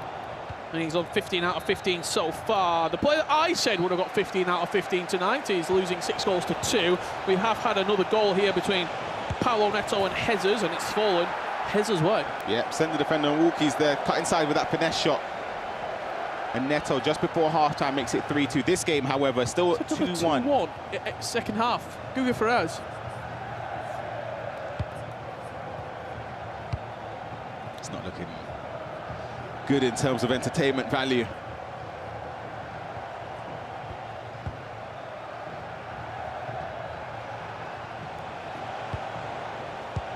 And when you look at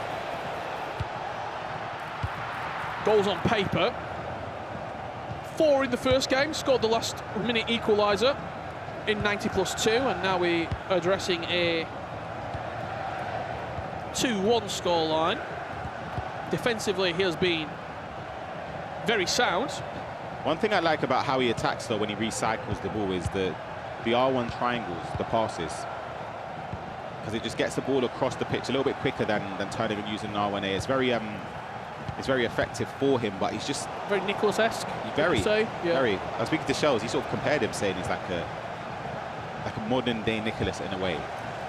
But I feel like I just want a bit more going forward. I think that's fair to say as well. We've seen, obviously, nearly 180, to a bit of mental math there quickly, minutes of FC on this stage at the Pro Open. He scored 3 goals in about 25+ minutes. But if you are... No one's been defensively astute in this entire process. I mean, people have conceded goals left, right and centre. Even the players that have got 15, Ryan, were leaking goals. Yep. Does this bode well? Or would you just like to see a little bit more in the final third as he's twisting and turning here, trying to pull Guy Barros into a position where he wants him. Play a look into Mbappe. Now we're going to see this byline getting worked. If it's not on, you're going to recycle and just dinks it into a position where Maicon is always going to be favourite. You smell that, Rich? There's a strong stench of nerves. And I can tell from it 100%. 100%. There's no way you've got the ball in that position with Mbappe and you're recycling if that's online. Hezers. 3-3 against Paulo Neto. We're just underway in the second half, so we'll join that game for a little bit now, but I've got eyes on our featured match. That's where I want to be looking at last 10 minutes in that game between Guy Barros and Guga Ferrez. Can Guga once again Oh, what a ball. cause some late drama? Bombati over the top. Militao just too strong. That's actually brilliant defending from Militao. That ball was unbelievable, though. I thought Bombati was about to latch onto it.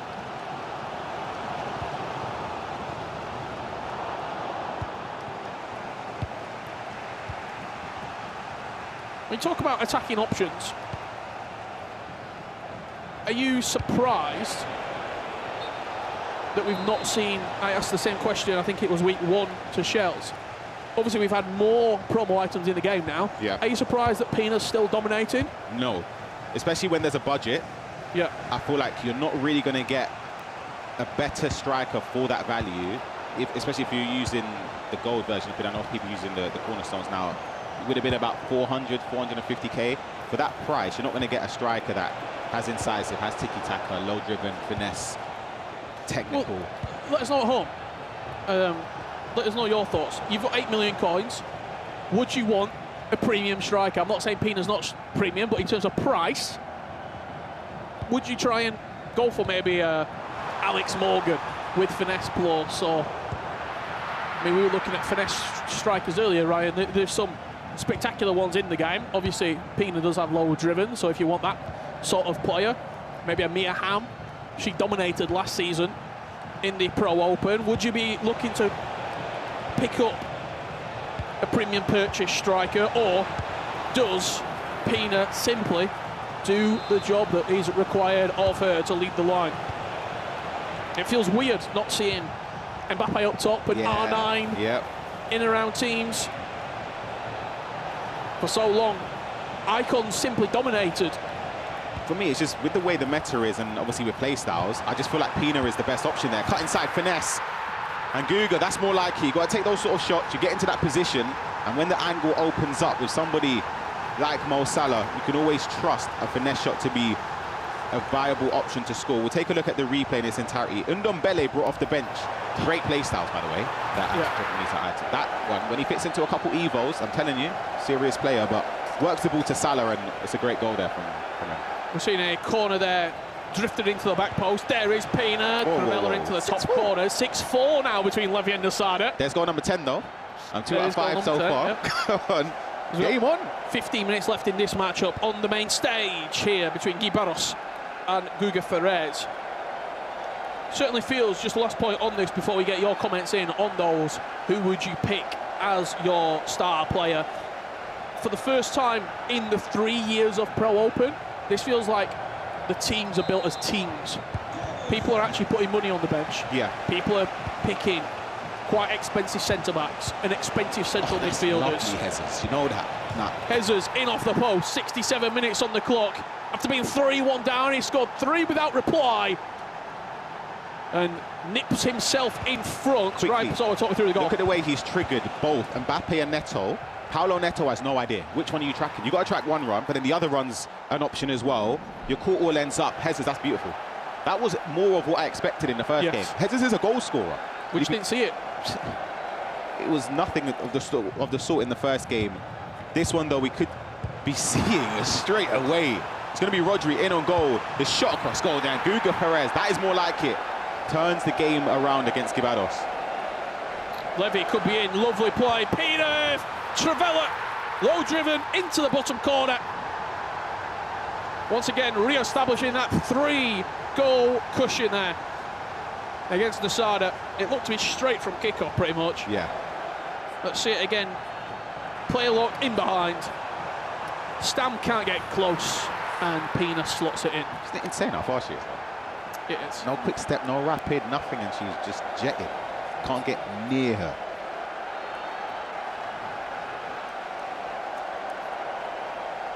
Let's have a look what else is happening here. Guy Barros cycling himself up for a big last 10 minutes here. He's already faced Nasada in this group. It was a 7-3 defeat, and he will take on, in the final 10 minutes, Guga Ferrez.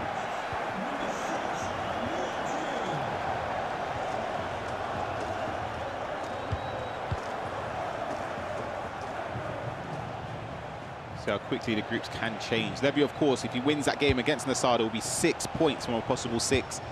Guga there, if he can defend this last 10-minute onslaught from Gibados, he will see himself on 4 points. Nasada still on third, or 3 points, sorry, in third, despite the potential loss there against Levy.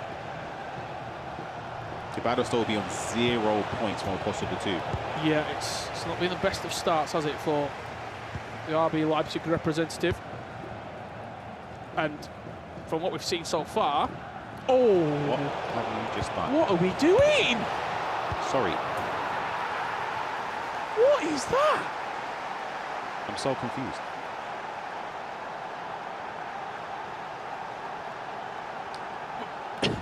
No, bro, I gotta say that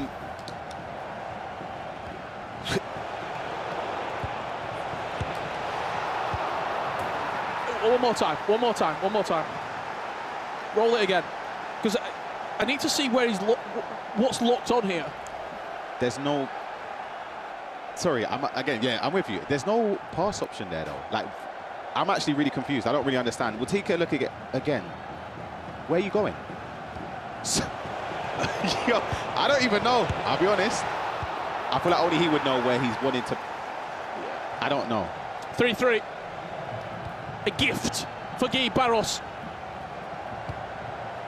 Still got a couple of weeks until we receive gifts, but he has just got one there to give him an opening back into this game with only 5 minutes remaining. Guga's got to score on this attack, because I feel like that's mentally, that's a big hit. That's the train coming off the tracks. Yep. In the last 3 games there. First time pass. Could have gone anywhere. If Gibados goes on to win this game, wow.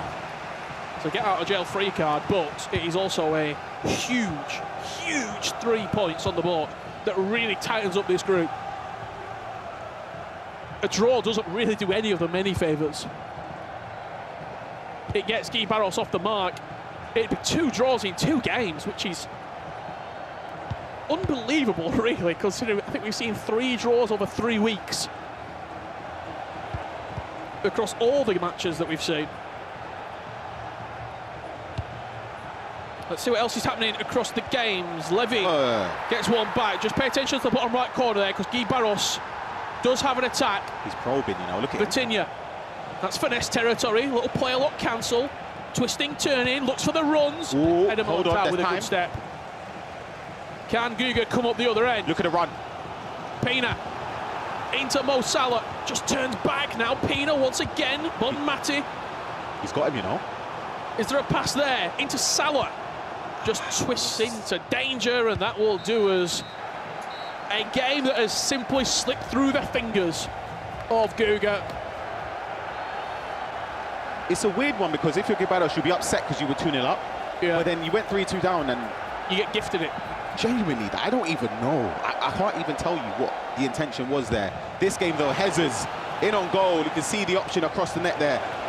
And he goes to it, and Ryan just tucks it away. 5-3, Paulo Neto. What a turnaround.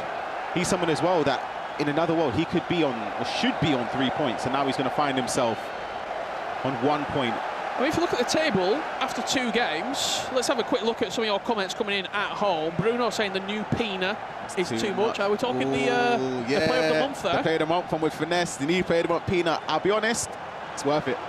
I'm saying that right now. Pina with finesse, you lot see what she's doing. Come on. Sinkfoot, Morgan, Ham, Henry, even goes CR7, anyone but Pina. She's been punishing people. You can see that one right there. That's a punishment message. Yeah, that's a... There might have been a tear. 4 or 5 goals in champs conceded. I'm with you, though. Trust me, I'm with you. But with the way the game is with Playstyles, Pina's just something else. We were just talking there very quickly, looking at the table. Levy's going to be top, 6 points out of 6. Pretty comfortably top as well, because Guga is going to be on 2.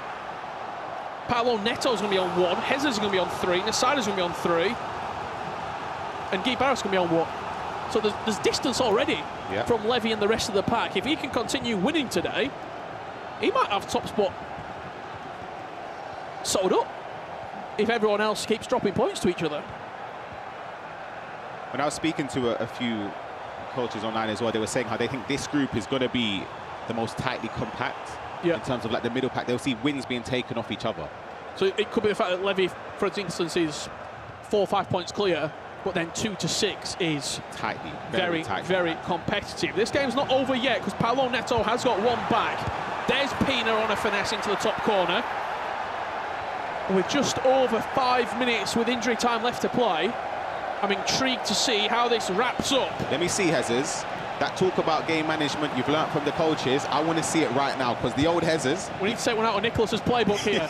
yeah. Oh. You've got the gaffers behind you, but it's one thing getting taught it, it's another thing replicating it. The old Hezers either pushes forward and gets a goal, or ends up conceding and then potentially conceding again. Let me see, does he have it in his locker now with the coaches and their know-how? Oh, my goodness, to try and see out. 2 additional minutes. 2 minutes. It's a little bit risky.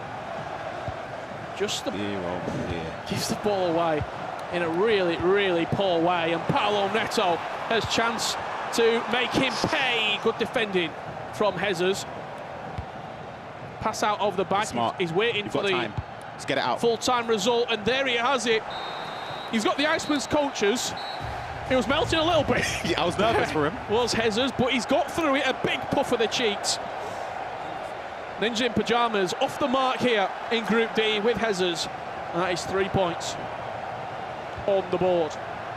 As for Levy and Nasada, 8-4, and Levy is making this group look fairly simple at the moment. You could argue the game was done in the first 20 minutes. As we said, the amount of goals you concede against Levy, I know you can score, he's a top goal scorer, Nasada is in the scene, but when you're giving yourself 5 goals to get back into the game without conceding, not against Levy. Great save. Fantastic save, really. And that will do us full time here. Round 2 of the Pro Open. Levy David. Nobody can get near him at the moment. 6 points out of 6. As him and Nasada embrace. The action will keep on rolling here. Some of the best players on the planet going head to head. And coming up next, we have got a teammate matchup. Paulo Neto from Team Liquid against Levy David from Team Liquid. Let's have a look at what they got up to on Media Day. I'm Levy David. I'm Guy Barros. I'm Hezers. And this is the comment section.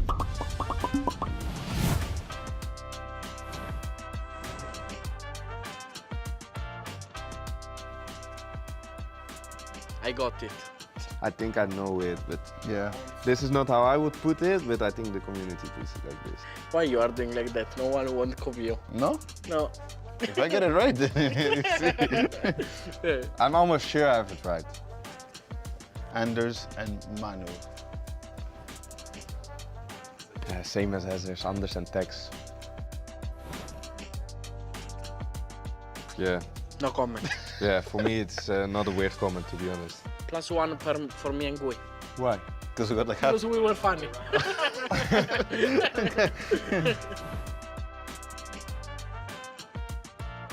That Lil Bro? Yeah, Lil Bro makes me think. Yeah, that makes me think as well. I'm gonna change it now. Am I not? So Lil Bro, yeah, I know, I want to put the name down, but I think I'm the same. Yeah. But this Lil Bro, it's me. In my head, there are 2 people I think of when it comes to complaining. Yeah. And it has to be one of them too. I'll put it. I don't have to think that much anymore. It's not my teammate. It's okay now. Stingray. Oh, that's who you were going for. Lil Bro catch me. Got you, okay. Yeah, got me to Stingray. Lil Bro got me thinking about Anders. Anders. Ooh, that's ball knowledge right there. You know what my thought process was? Yeah. These UK, some of them are toxic, you know. That's why they say like Lil Bro.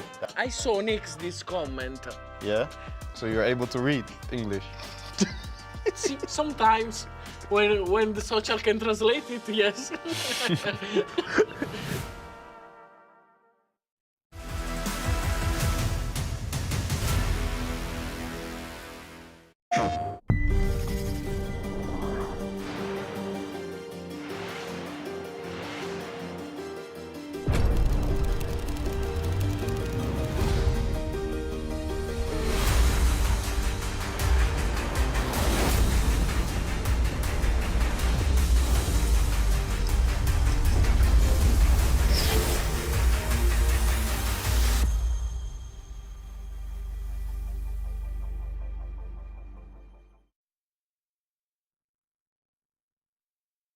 PlayStation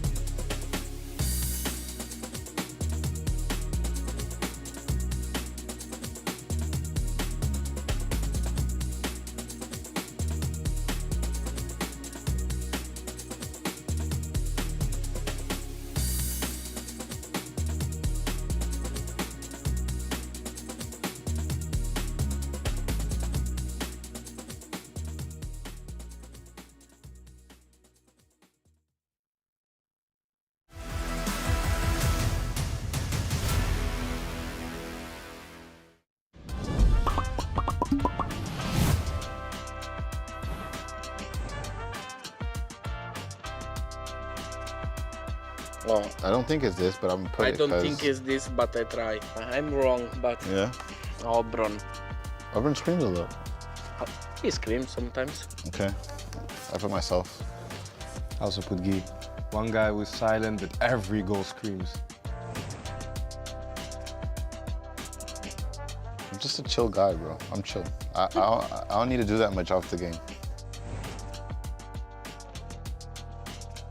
That could easily be me. That's not me, though. You have it? Yeah. Bro, we have it. You don't have it. It's useless.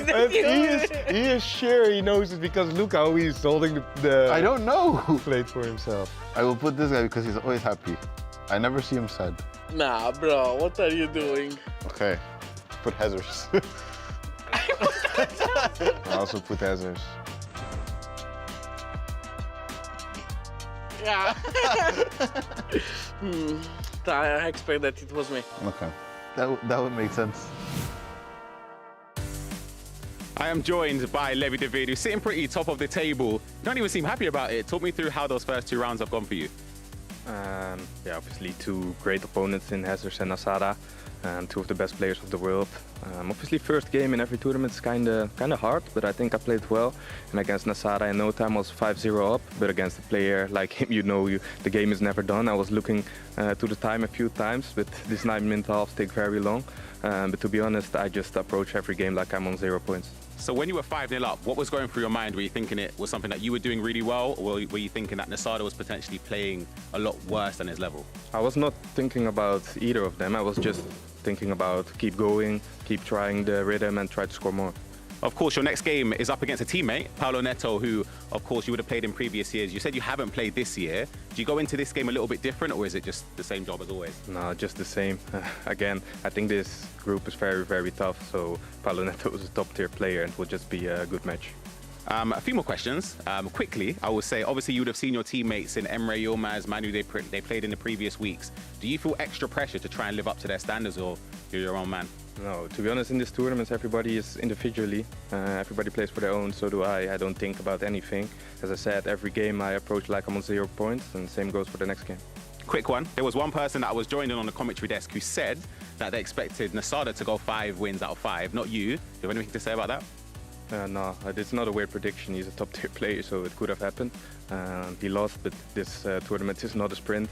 You have like 10 games you play, so you can drop some. In the end, you just want to advance, and it's not just one game that decides that. Yeah, I was hoping a bit of a dig would have been aimed at Rich, but he's too much of a nice guy, Levy. Let's go over to the host desk. We're joined by FG. I love it. I absolutely love it. Thank you so much to Ryan. You know what? He gave it a go. Levy David, by the way, one of the most professional players in the scene, and he is doing his thing here tonight. He started fantastically, hasn't he? I mean, 5 goals in, what, 25 minutes against Nasada? That was some performance in there, but I'm looking forward to seeing these community goals because people at home are playing good the game. Yeah, but hang on a second because we've got some breaking news here in London. If you have just joined and you've not logged onto your console and you've not seen what the content was today, oh, we've got some news for you. There is a brand new Player of the Month item available in FC26, and it's an SBC that I'm definitely completing, and I'm pretty sure everyone watching everywhere, wherever you are, is completing. Let's reveal to you who this SBC is. That little drum roll from you as well. We'll wait for the graphics to get in the screen. Claudia Pina. Wow. Estimated at 528,000. This new item, Player of the Month, it's based on real life performances, so she's not just a baller on the virtual pitch, she's a baller in real life too. Grav, I'm pretty scared about the Weekend League. I am too. I'm thinking back in the days, 2017, Luis Suarez SBC was one of the strongest SBC ever. Then we had 2022, Ben Yedder, of course. But I think Claudia Pina is up there in the podium, top 3, because, I mean, it has to be in every single team. For Playstyles as well. The Playstyles, we can't compete. I'm going to start saving up. We also got a Yui Hasegawa SBC within the game, along with some other content. The content's been amazing so far. And I tell you what content's been really good on this show. Watching you guys at home perform on the virtual pitch. Me and Grav are going to review some of the goals you have sent in. Remember, you can do this every single week, and we can react. Grav, over to us. There's 3 goals. We're going to try and pick our favourites. We haven't seen these yet. Well, that's not my favourite. He's already Manchester United. But let's take a look at this one then, Grav. I mean, Man United, it seems like they picked this out for you, FG. Oh, wow. Oh, okay. Ward-Prowse. I thought he was a great defender in the game, but I've seen people using him as a centre-back, but I might try him as a midfielder because look Double tap pass. Whoa, bang. Wow. That's incredible. James Ward-Prowse. That is unbelievable. That is also an Ultimate Team, by the way. He's just branded that he's a Manchester United fan and stuff. Wow, what a goal that was. Let's take a look at goal number 2. In the screen behind us. Oh, it's another corner. Here we go. That's Mateo. No. Oh, that's an R3 flick.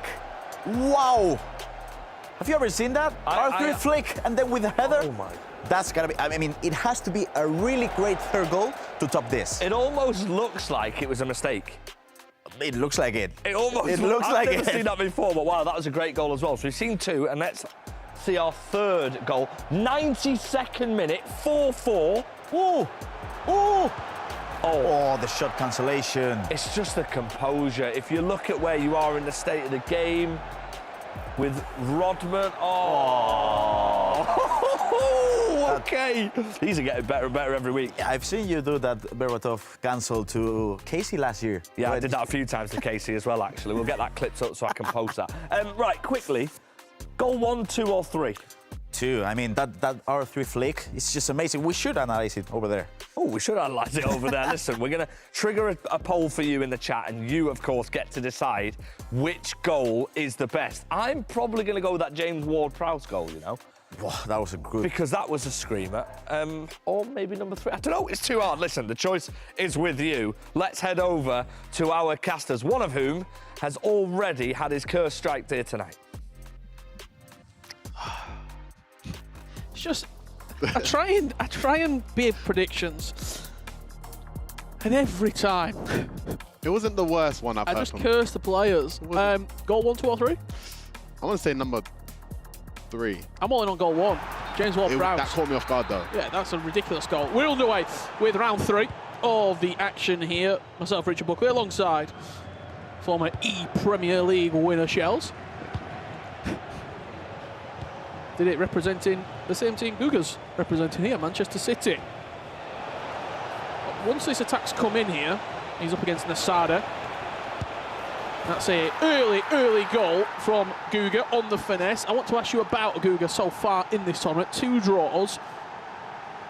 How important is that for him to get an early goal in a game and just settle a little bit? It feels very unsettled in all these games we've seen so far. As you can see with Guga scoring the 50th goal tonight to go 1-0 up. Yeah, of course.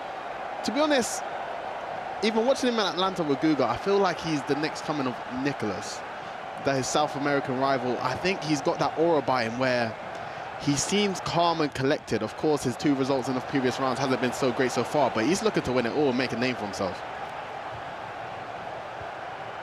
All Team Liquid on the main stage here. Paulo Neto and Levi David. Levi, top of the table so far, 6 points out of 6. Bremer, the item that is represented with Paulo Neto. As you see the table there flashing up, 7 points as it stands right now for Levi. Guga on 5 in second. Hezers, who's taking on Guy Barros right now. That's 0-0, and Paulo Neto and Nasada just slot in 4th and 5th. Very, very tight so far. However, Levi, if he does win this game, Shells, just a little bit of distance between him and the tracing pack. Yeah, I think this will be a big round for Levi to try and get away from the rest of the group. As you can see, Chiellini coming like, oh, giving it away. Chiellini went, oh, hold on. Give it away again. Mbappe now fires once again into Chiellini. But yeah, going back to Levy, I think going with what Ryan said, I do think there's another level of Levy that we haven't seen yet. And I think that's once he's win a Pro Open or an ECL, I think he's one of the best players in the FC scene and has been for a numerous amount of years. So I think he can get the result here and get away from the rest of the pack like we saw in Group C last week.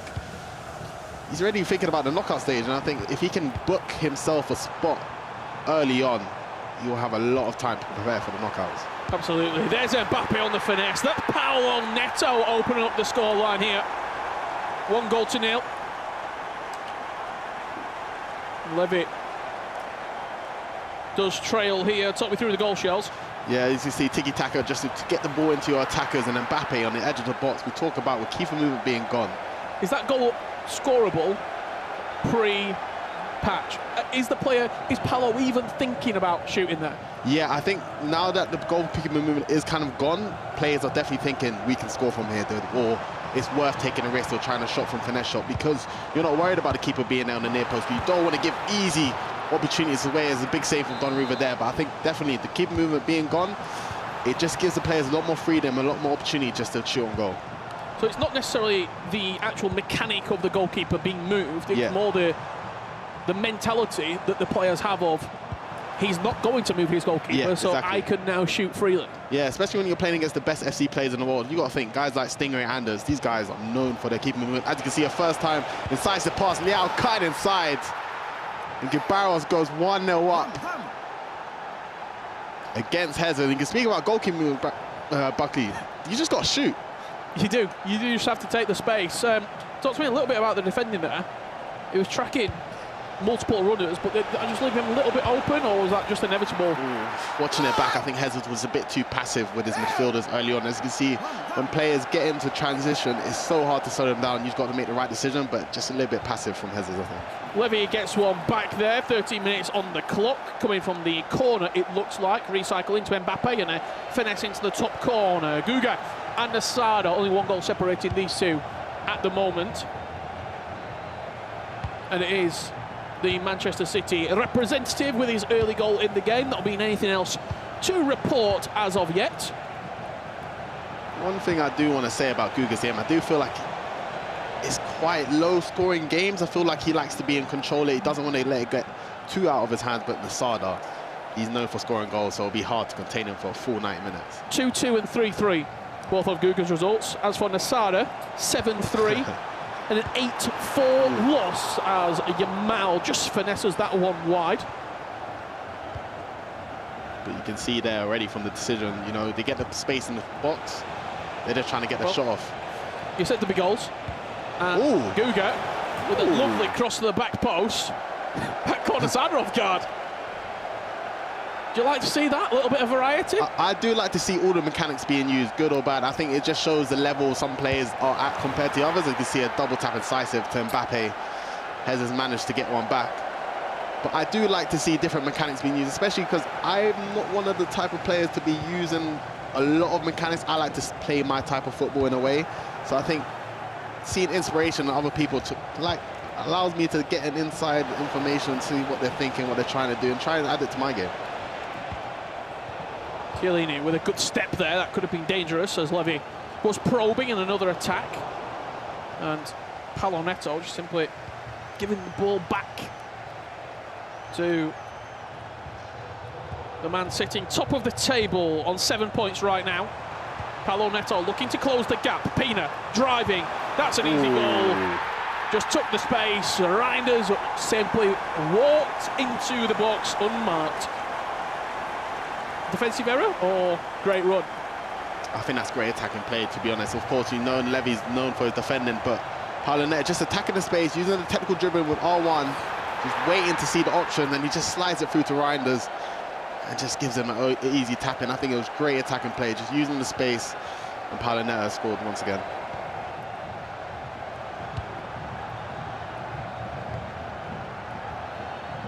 Are you surprised, Shells, just across the board with the lack of goals we've seen? I mean, some of the games 3-3, 5-3, 8-4 as Hezers nips his nose in front there. In the first round, 5-3, 2-2, 7-3. I got the impression that we were expecting 13, 14 average throughout the games, but it does feel, even just in the arena itself, it feels a little bit more subdued. Yeah, I think players, they might be a bit scared of the patch. I think, well, keeper movement is not as long. Yeah, they're not as long. This is the first tournament we're seeing since the update, so of course players are kind of still adjusting to it, their play styles, and you know, goalkeeper movement could even save you from opportunities like that before. You never really have to think about it, but now players don't want to give the transition goals easy because you know how easy it is to let a game get out of your hands. So I think they just want to try to keep the games in control, take their time, not give away any risky balls away. But as you can see, how when you attack down the middle, you can make a good chance. I think they're just trying to get into it, get a little bit more freedom, and we'll see more goals later to go. That's floated into the back post, heads it down. Mbappe with the finesse. He tried bringing the goalkeeper, but the cross itself was just too far into that back post area. And there's really not a lot when your goal is in no man's land there. Yeah, we can see the play a lot, back post corner. We've seen it a lot in FC Pro Open so far. It's a great way to get a goal. Nasada through Pina, now Reinders in off the crossbar, gets one back and halves the deficit against Guga Ferrez. I'm not really... I'm a bit stunned by that choice of finish there. Finesse near post on his weaker foot. If in doubt, finesse. That's one. But one thing about, I think the best players, they end the play, and what I mean by that is they get a shot off just to get a corner, or just to get a shot on goal, and I think that's a big thing. What a lot of people do, myself included, we try and make the perfect opportunity, but that kind of... Ooh, that's a poked finish into the bottom corner. Didn't really look like there was any backlift whatsoever as I think Nightwatch, I don't know if we can go back to that camera there and just have a little scroll down on Guy Barros. I think he might have got the whiteboard out for a second there. Poked into the bottom corner from Hezers. I mean, Frustration. We're talking about the meta at the moment, low driven or finesse. You can see the power of low driven there. Some of the chances I feel like that you think might not be going in. With low driven, I do think it's a good bailout finish, but... Is that still the go-to inside the box? That's a great thing. Maybe a low driven there. Maybe a low driven there could have worked out.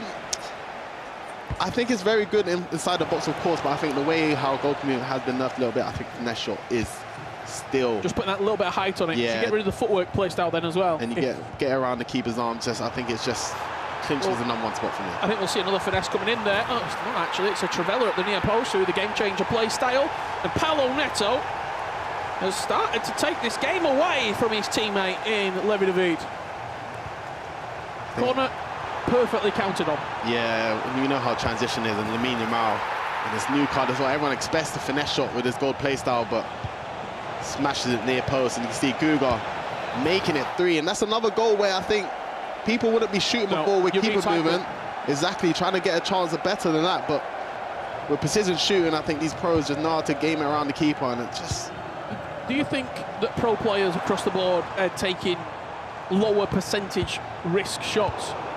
We always say, and for the last, what, 6-7 years, I'm sure you've been playing when you've heard me and Brandon saying, they play for the high percentage chance, they play for the 90, the 95% chance, the extra pass, the recycle.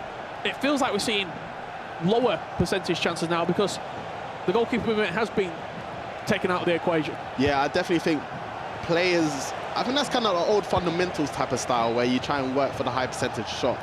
But I think the way how the game is played, especially with precision shooting and how good your shots actually are, it is just worth it just to try and get a shot on target because anything can happen. Of course, we talk about the dark arts of the game, set pieces are very crucial as well, and a lot of goals can be scored from corners. That's great feat from Nasada, does get one back. A lot of goals being scored in that game. 3-2. What was your early prediction for that game? Didn't give one. Yourself? Oh, I said 7-7 draw. 7-7 draw. Well, when we did it earlier today, I said 8-5 to Nasada. I'm on the run. I've got a chance. I've got a chance. There is a chance. I mean, with a scoreline like that, I've got a chance until we go late in the game. As we jump back on board here, Paulo Neto and Levy. I believe the last time we saw this game, it was 4-1. So Levy has got one back. He's linking up play very well here. That's the first time pass. Mbappe just can't quite get his big toe to it to dink it over the onrushing Oblak. Paulo Neto looks dangerous though when he's coming forward here, Shells. Yeah, I think this might be his... As he's giving it away. Gives it away in the middle of the park.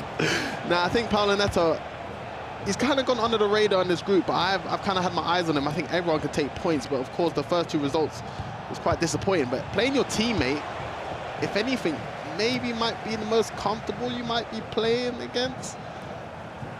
We can see there the table as it stands right now. Levy on 6, Hezers on 6, Guga on 5 as Paulo Neto forces Oblak into a save. Paulo is on 4 points as that corner is drifted into the back post once again. Nasada on 3 and Guy Barros with the single point to his name as Tiani Reinders will go into the book for the intentional foul. What are you making of the game so far, Shells? Yeah, I think Paulo Neto started off very strong, a bit not disappointing in Levy, but I think I expect so much high things from him, so it's a bit of being a harsh critic, but still a lot to play for. I think there's still a lot of time for things to turn around. You can see Levy with a L1 square switch, looking for his reset.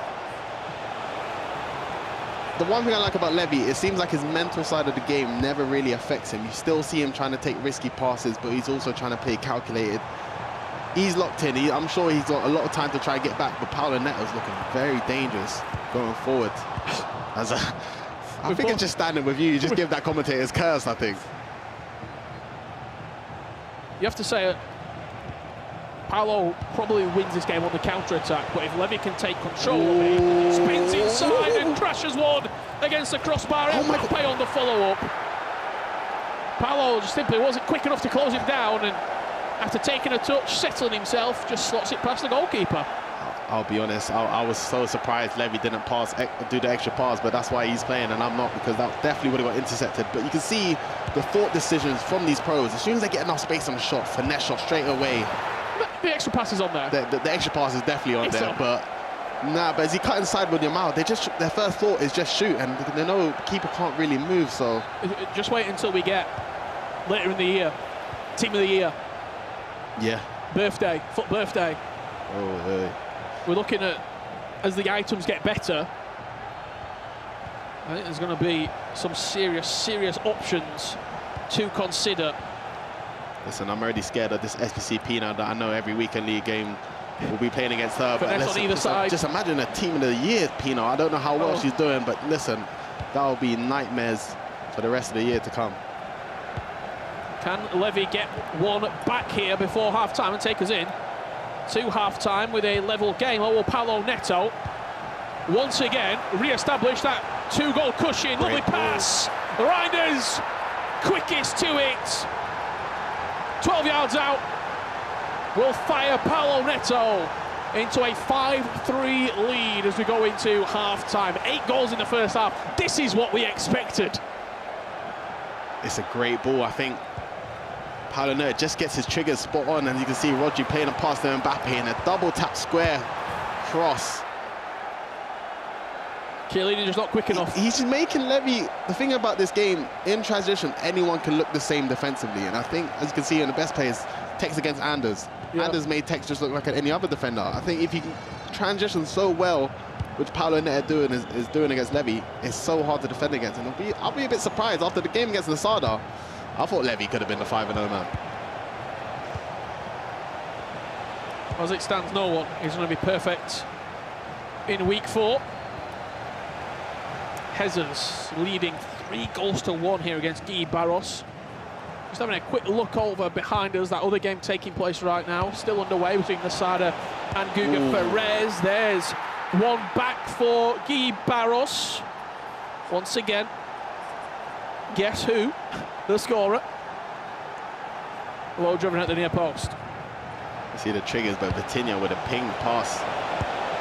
But as you said, in terms of value for money, Pina's got to be the #1 choice as a striker, so there's no doubt why we're seeing in every single pro team and still seeing her gold out in weekend league. She just... Is she the best pound for pound price for player 100% ever? Okay, I don't know. I'm going all the way back as we see some Mystery Nation guesses here coming in. AJK saying, is it Poland? Wilhelm asking for Hungary. Is it Hungary? And Joga saying Greece. I can tell you, it is none of those nations that has been suggested there. Paulo Neto robbing the ball off the toe. Pina into the box, finesse into the top corner. Paulo Neto ended the first half with a goal, and he starts the second with another. Oh, Pina is just ruthless in front of goal, especially seeing the decision making. People are just shooting on sight. I was a bit disappointed when Levy's defending here. I think this is an opportunity where he could have just stepped. But it's so hard to get in. The technical dribbling just allows Pina to get away, to get a shot off. As you can see, Hezers playing Bomati through the L1, R1 roulette, and a finesse again, giving him a 2-goal lead. And you can just see, no goalkeeper movement. These guys in the box are not playing any games. We're just shooting. Yeah. Get the ball down and get the shots off. It'll be interesting to either see in like week 2 to see what type of players maybe had a great week 1. How does the patch affect them? How does the patch affect them? Of course, Anders, we don't need to disrespect him. We know how good he is, but keeper movement was a big part of his game. So it'll be interesting to see the results next time round. But focusing on this group here. Yeah, look, that holiday update came in. Obviously, this is the first group that has been significantly affected by it. Yeah. We've had smaller title updates in previous weeks, but Anders, who is, I want to say, he's got a lot of attributes, he's got a lot of skills, but his goalkeeper movement was one of the best in the game. Yes, it was. How does that affect his gameplay? Because when you also have the goalkeeper movement that you know you're very good with, you can be a little bit more aggressive in defending. Yep. I'll be very, very intrigued to see when we come back, January 5th. Group A will kick back off. Anders Vergang back in action. Will he be the first ever player to go 30 out of 30? Just creating chaos. Great save from Khan. Talk about maybe goalkeeper's being removed, I definitely think the best option on your keepers is to try and get that far reach play style just to give you any chance of stopping these finesses. You can see Green, he ain't stopping that one though. Vitinha opens up the body, finds the top corner, and Guy Barros back in this game.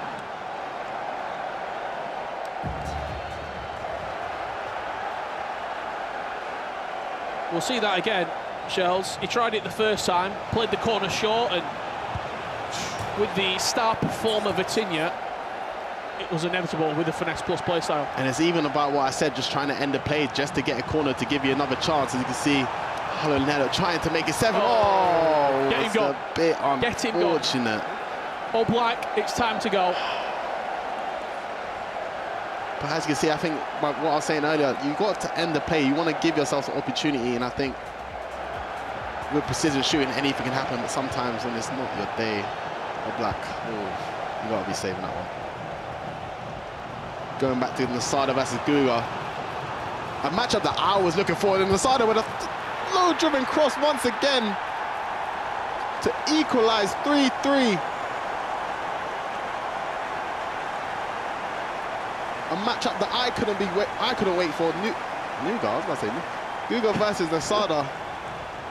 We said the second time we've seen this double tap cross. Again, just in the gap, finds the top corner. And two players from the new guard, you could say, coming head to head in this particular matchup in the all-team liquid affair. Paulo Neto is putting on a clinic here. I think an underrated thing this year is the little L1 triangles. Not necessary to break the line of defense early on in the phase of attack, but just around the edge. It's so hard to defend against. You've got to watch the first-time passes. But the cheeky one over the top always seems to cause problems. Mariona twisting and turning, quite slip Yamalin on that right-hand side. It seems crazy to say, but even at 65 minutes on the clock, if Levy was to get the next goal, is there a chance he could get back in this game? 100%. Of course, a player like Levy finding his way through with Kylian Mbappe. Listen, he's got the one. He is still trailing 3, but with 9-minute halves, and especially guys like Levy the Weird, he's not unknown to any type of situation. He's got the skill level to win these tough games, but still a lot more to do, but he's managed to get one back. Mbappe is just different. As we see Hezers up against Guy Barros here. That's Pedro Neto. Got Paulo Neto on the mind with Hezers.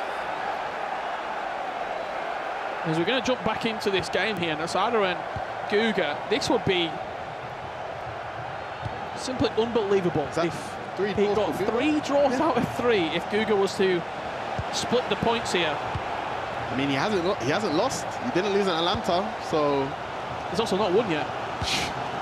True here, but as you can see from in the group stages, every result is big, and I think the 2 draws, especially the first one where he was trailing against Paulo Neto, I think that was a big result for him to come back. It's a big win of the even ball this, there. Nasada 3-3, that's a good result. It's as harsh as to say, and I know all result matters, but hold it's not a bad one. Don't call this one in yet. I said the next goal was big. Levy got it. He then quickly compounded the misery and added a second. And Paulo Neto just has to switch on here with 20 minutes left to play. See Levy finding Kylian Mbappe on a finesse once again. And one thing about Levy, his mental side is probably up there with the best in the game. Yes, we all get frustrated at times. We all get annoyed, as you can see when Levy was talking to his coach when he conceded. Ooh. But there's still a lot of time left. 9-minute halves, things can change, momentum can switch. I'm getting flashbacks with a few of these finesse goals. 2019. Ooh. First time finesse. I've still got a couple goals conceded. That still is in my memory, but all we're missing is Danny Hackerback to get up and start screaming. Then we are back in time. Pina, is there a finesse there? Not quite. Twisting, turning, waiting for the space. Guy Barros just trying to open up a pocket here in Hezers' defence, but he has defended well there. and force Guy backwards. Once again, trying to probe through. Neto on the finesse. What a save from Khan. There's great composure from Guy there just to keep the ball in possession. As you can see straight away, when he gets around the edge though, we're just shooting, which I think is a key part to his game. It is causing dangerous opportunities for him, so. He's even trying to work the finesse there with Neto. Just look at the bottom of the picture there. He's even creating a little bit of space. Yaya Toure now, but he gets intercepted. But what he's doing, he's maintaining the attack here, Shells. But even when you've got to worry about someone that might finesse a lot, you've got to defend them a bit differently because you know what they're looking for, and that will give the easy passes for the incisive or tiki. Nasada and Guga Ferraz. Has there been late drama? It's Jeremy Doku off the bench for Nasada to edge his nose in front as Levi David strikes into a whole heap of bodies there at the back. Paulo Neto defending with everything he's got. Big goal for Nasada. That's a big goal indeed. I think a bit unfortunate from Guga, to be fair. I thought he defended it quite well, but the incisive pass, that's the power of the play style, what he can do sometimes. And Nasada, I'm telling you, I had my eyes on him. He was the first pro that actually made me feel like I actually can't do this. Time to retire. It's time to go. It's time to go. The new kids are here. Well, you can see what's coming up there. Levy will take on Guga Ferraz as that one finds the bottom corner, and Paulo Neto just steadies the ship. Was getting a little bit rocky. The waves were bouncing up over the side, but with that goal, with a 3-goal cushion, and with only 15 minutes left to play, is Paulo Neto on safer waters, Shells. Yeah, I think that right there might have sealed the deal right there. The pinged pass into the middle and just a low driven. Hold the phone. Oh, Guga. Guga loves a draw. And Mariona finds the top corner. He does not want to lose. There's a world where Guga go undefeated in the groups, but not be in the knockouts, but he hasn't lost a game. Let's see the final moments of this game. They are going to kick back off very, very soon. Penny for his thoughts. Penny for his thoughts as well, Shells. Yeah, Nasada, he wants to win everything. You can see in the interviews before. He just wants to win and show what he can do, but he'll be disappointed to concede, especially after getting a late one there. I spoke to him actually just before we kicked off, sort of saying how he's feeling. First big global LAN outside of Atlanta, which was obviously the qualifier. Yeah. He said, I'm a little bit nervous, but once I get underway, I'm just excited for people to see me play. Yeah. I'm excited to show what I can do. And he's not disappointed. Could he find a late winner here? That is the question. He's got to go forward. It's got to happen now for him. First time pass around the corner. Doku is offside. And we have another draw for Guga Ferraz. I mean, my prediction was right. I did say there was an extra 3 goals in it, but a draw will be the result of the first tie between the 2 young prodigies of the group. That is unbelievable. 3 draws out of 3. You know what it is with Guga? I'm not surprised that he's drawing or maybe dropping, but I'm surprised he's able to fight back every time he is trailing. Every time I've seen him been losing in a tough situation, because he seems like he's one of them players we all play better when we are leading. Every time I've seen him lead it, I think mentally he's got something cooking in there. I think he might be young, but he's very experienced there. Ooh! Playlock just pulled Levy into a position he didn't want to be in. Just remaining to make changes. We're playing this game out from here on. I think, yeah, Levy, he tried his best, but Paulo Neto will be taking the 3 points here. As you can see, the R1 dribbling just to get past the defender, and then Playlock to Pina. And that was goal number 80. Are we about to see goal number 81? Pina into Beckham. What a save from Donnarumma. Keeping Guy Barros in the game. Surely we just waste time here. Yeah. I saw this earlier from Hezers, and he didn't look comfortable doing it. I'll be completely honest, he did not look comfortable doing it. Let's just see the last couple of minutes there, if we can, between Hezers and Guy Barros. I mean, to be honest, I've been playing pro for a long amount of years, but I've never been comfortable in holding lead. So it's good to see other top players doing not so comfortable as well, but we know what he's associated with going forward through balls. So it is a different style of play, but we've all got to master at one point. Is he just inviting the pressure here? He is. It was always on. Pina's just offside. He's not good at keeping the ball like that. I know what it's like, Hezers, man. Just breathe. Goes short. Llorente with a nice touch. That's going to get booted out of play. It's 3 points on the board for Hezers. Again, it's not comfortable for him.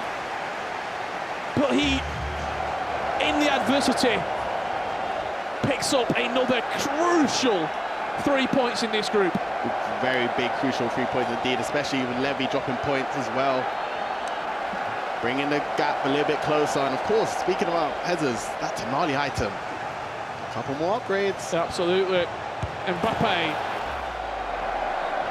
gets his head in front of the onrushing defenders there and will find himself and Levy another goal in this game. Guy Barros. So close. 3-3 draw against Guga in round 2. It was a 7-3 defeat against Nasada, and in that game right there, on another day he wins that game. Yeah, I think, of course, we've got to remember they still got week 2 to play for, so anything can happen. But Gui starting off slow, hasn't got the results he maybe had wanted, and coming so close against Hezers there, it will be a tough one. But this group, like I said, this group, the level is high. It's going to be hard to try and pick yourself up in the next few rounds, but I'm sure he believes in himself that he can do it. And so I'm excited, more stuff to see from all the players. Absolutely. Full-time results coming your way here. Levy David suffers his first defeat of the Pro Open in FC 26, and it's the hands of his teammate, Paolo Neto. Points come at a premium here in the Pro Open. And Paolo is adding another 3 next to his tally. And will it be a 10th goal of the game? Not quite. Does have a corner though. Sometimes forget it and have these players still going at it. Goal difference is a big thing, so even scoring there for Levy not quite could be a big impact in week 2, but Paolo Neto has taken the 3 points off his teammate. 15 goals scored in that game. Shell's very quick. Your opinion there on the 3 games we saw. Another draw for Guga. Paolo with a big win. I think a big win for Paolo and Hezers, 2 massive wins, but Guga, I would say another big draw. And I think it's funny to talk about draws and think maybe a bad result. Of course, listen, Nasada is not a joke, and I was thinking that would be one of his toughest challenges, but that draw's not too bad. Yeah, absolutely. There's been some fantastic games and goals scored here throughout today. Before we kicked off round 3, there was the goals of the week sent in by you at home. We saw some unbelievable goals. James Ward-Prowse was my favourite. I think you like goal number 2. And another one in the 90th minute. The 90th minute goal. And we can reveal to you right now who was successful, who did win the community goal of the week. It was voted on by you at home, and it was Zen Zhu with 65% of the vote. It was a comprehensive and convincing victory for him. Shells, what a goal. Yeah, he got the ISO on the defender and a little McGeady cancelled, but to turn back with the composure, what a goal. You got that in the locker? Yeah, I think I've got a few of that. I might have missed the target completely at the end, but the little dribbling, it's a little Pro Clubs-esque, I like that. Well, I can't wait to see more goals. If you're scoring goals like that over the weekend, get them in, and you might feature on next week's show. That's it for the commentary for right now for me and Shells, but we head on over to FG with some FC Mobile action. Yes, thank you very much to Rich and Shells. We saw that goal. 6% of the ones in the poll voted for your goal, Grab. You're a little bit busy right now. I'm not talking to you. Playing FC Mobile. I'm not talking to you. Ryan Pessoa. If you've just joined us here, this is a new segment. We get to see how good our talent are or how bad our talent are at FC Mobile. If you want to play along, FC Mobile is free to download. Saved it. Scan down below. It's not going very well on this side. We're going to take a quick break and we will have the all-important results for you when we get back. He's offside.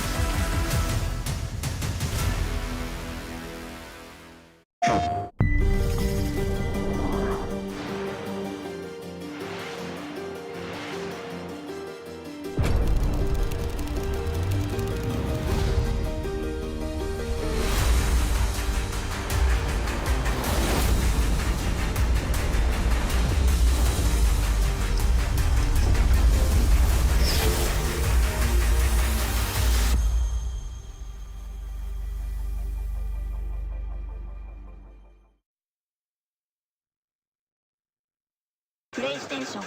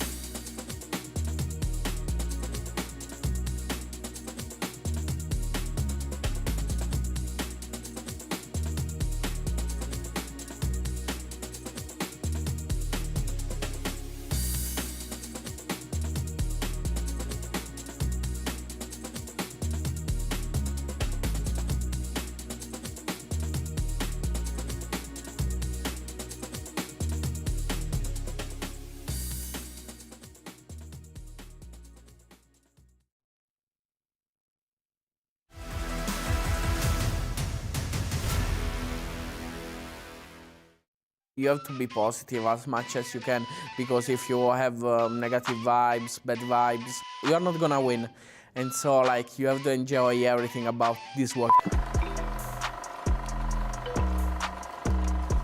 Oh, he's in that dangerous area, and he's just made it look so simple.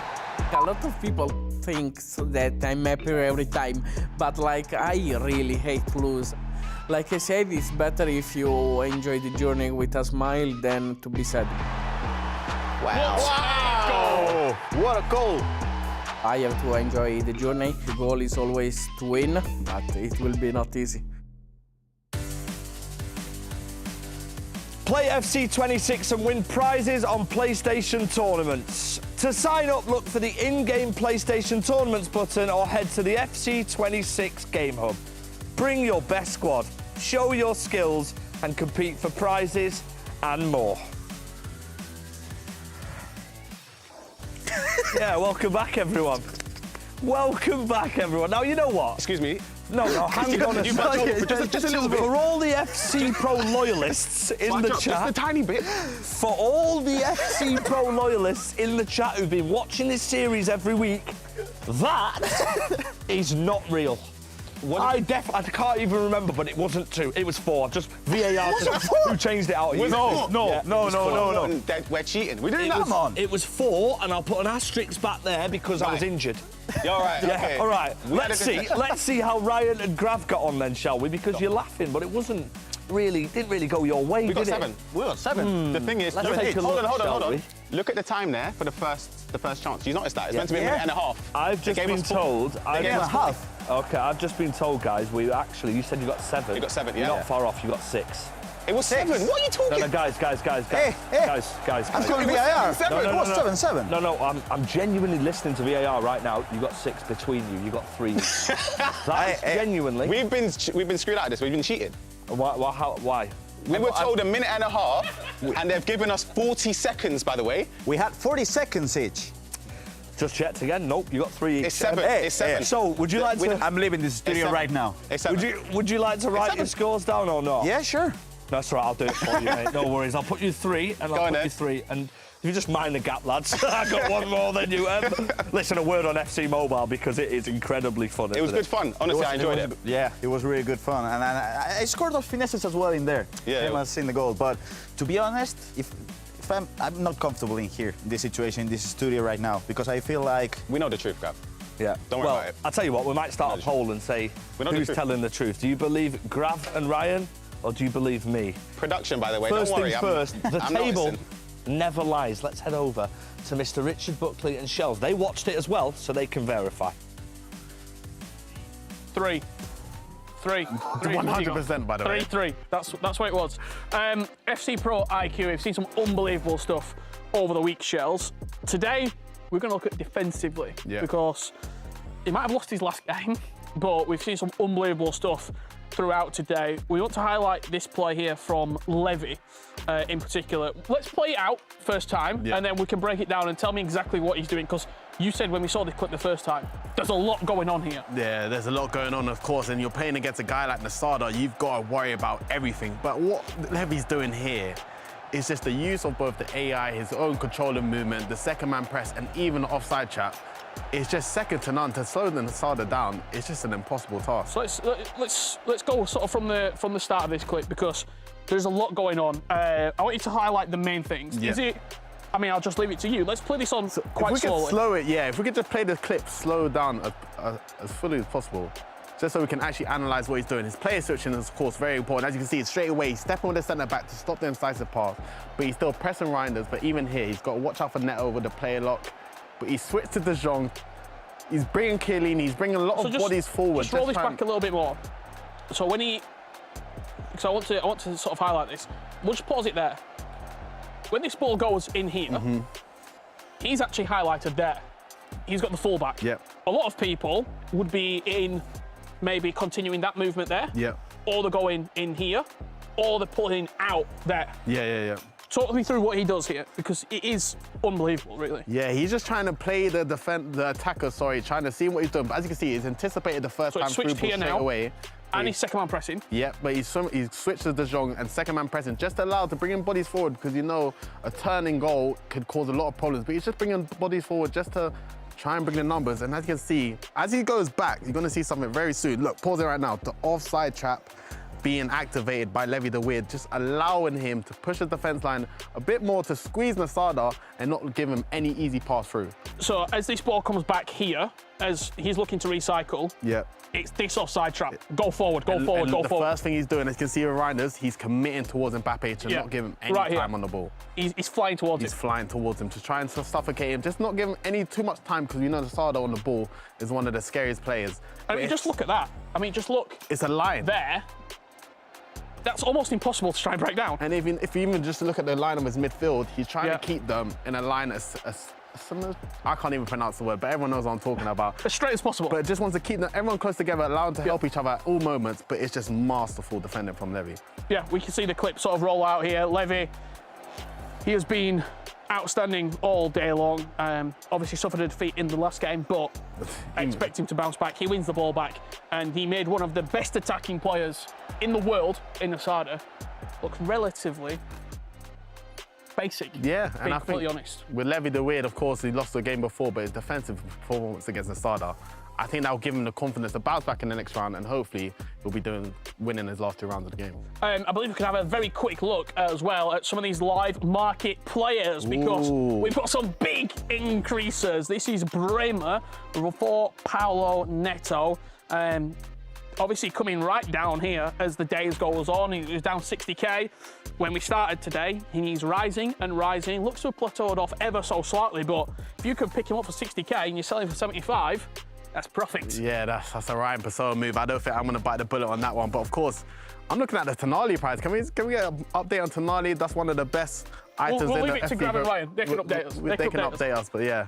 74k, maybe you can go in. I think you might get him for a little bit lower, but it's hard to predict. Yeah, hard to predict indeed. Cannot wait to see how the rest of today plays out. It has been a truly remarkable day of FC, and let the games continue. Thank you very much to both Richard and Shells. One thing I will say, of course, Shells, absolutely incredible FC player, incredible. One thing though, do not take market advice. The road to bankruptcy would never be closer. But I'm joined by my legend and good friend Gravison. We got cheated in the FC Mobile stuff. I feel like I might just run out of the studio disgusted. because I'm hurt by that. I prefer not to speak. I'm truly hurt. Prefer not to speak. But we can speak about Tonali's price. What's Because I'm talk to just me? 630 at the moment. 630. So that's what, slightly lower? Slightly. Not much. It's just like a 10, 20k decrease, so not bad. Yeah, it's not terrible, but this game will be focusing on, will be Guibados up against Paulo Neto, battle of the Brazilians. They've had a lot of matchups in the past and previous iterations of the game, and it's gone either way. I feel like a lot of the results have gone different in different years. Like in 2023, we've seen Paulo Neto beating Guibados 10-3 twice. And then in 2024, Guibados won 14-8, 8-4, 3-2, and then lost 5-4 at the FC Pro Open group stage as well. And then last year, losing 1-0 to Paulo Neto. This one, though, it's a different mental approach for both of these players, Gravison. Paulo Neto, unbelievable result in the last round. Guibados failing to meet expectations. Do you think you'll have even more pressure to get something from this game? Yeah, definitely. I mean, and it's not the same to play when you're playing, I don't know, even the regular season or the finals of the EMLS that playing here in FC Pro, because I feel like the momentum can shift just so slightly in a match, and then it seems like everything is against you. And this only happens here in the FC Pro. I feel like we've seen Levy win a couple of matches, and now he loses one, and it could go against him. 100%. Both of these players, though, of course, incredible going forward. Defensively, I feel like Paulo Neto edges it for me over Guibados, but I agree.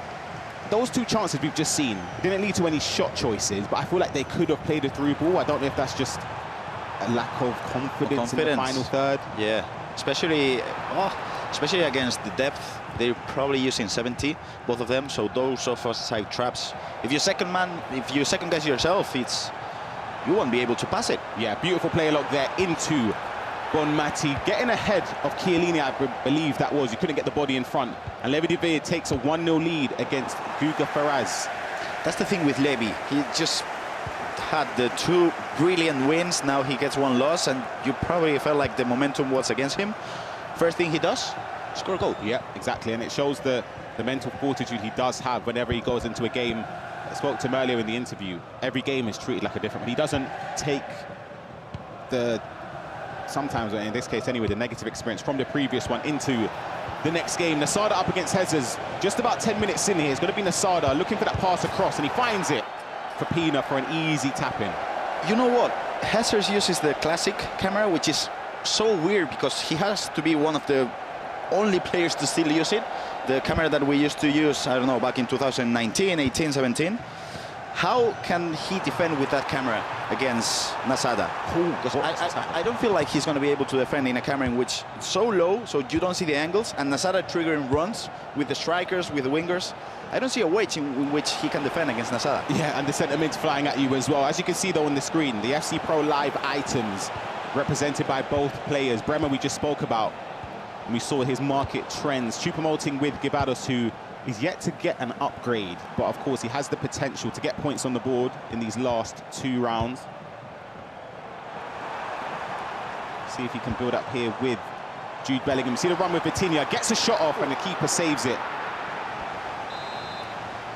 Okay, one question, Ryan.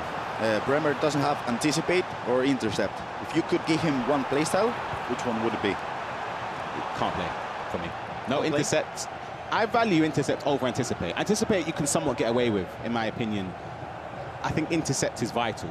But yeah, in terms of this game, let us know in the chat, who do you think will come out on top, Guibados or Paulo Neto? Do you think Guibados will finally get kick-started in this group, or do you think Paulo Neto will continue after that brilliant win against Levy David? Who do you think actually grabs It's a tough one to call.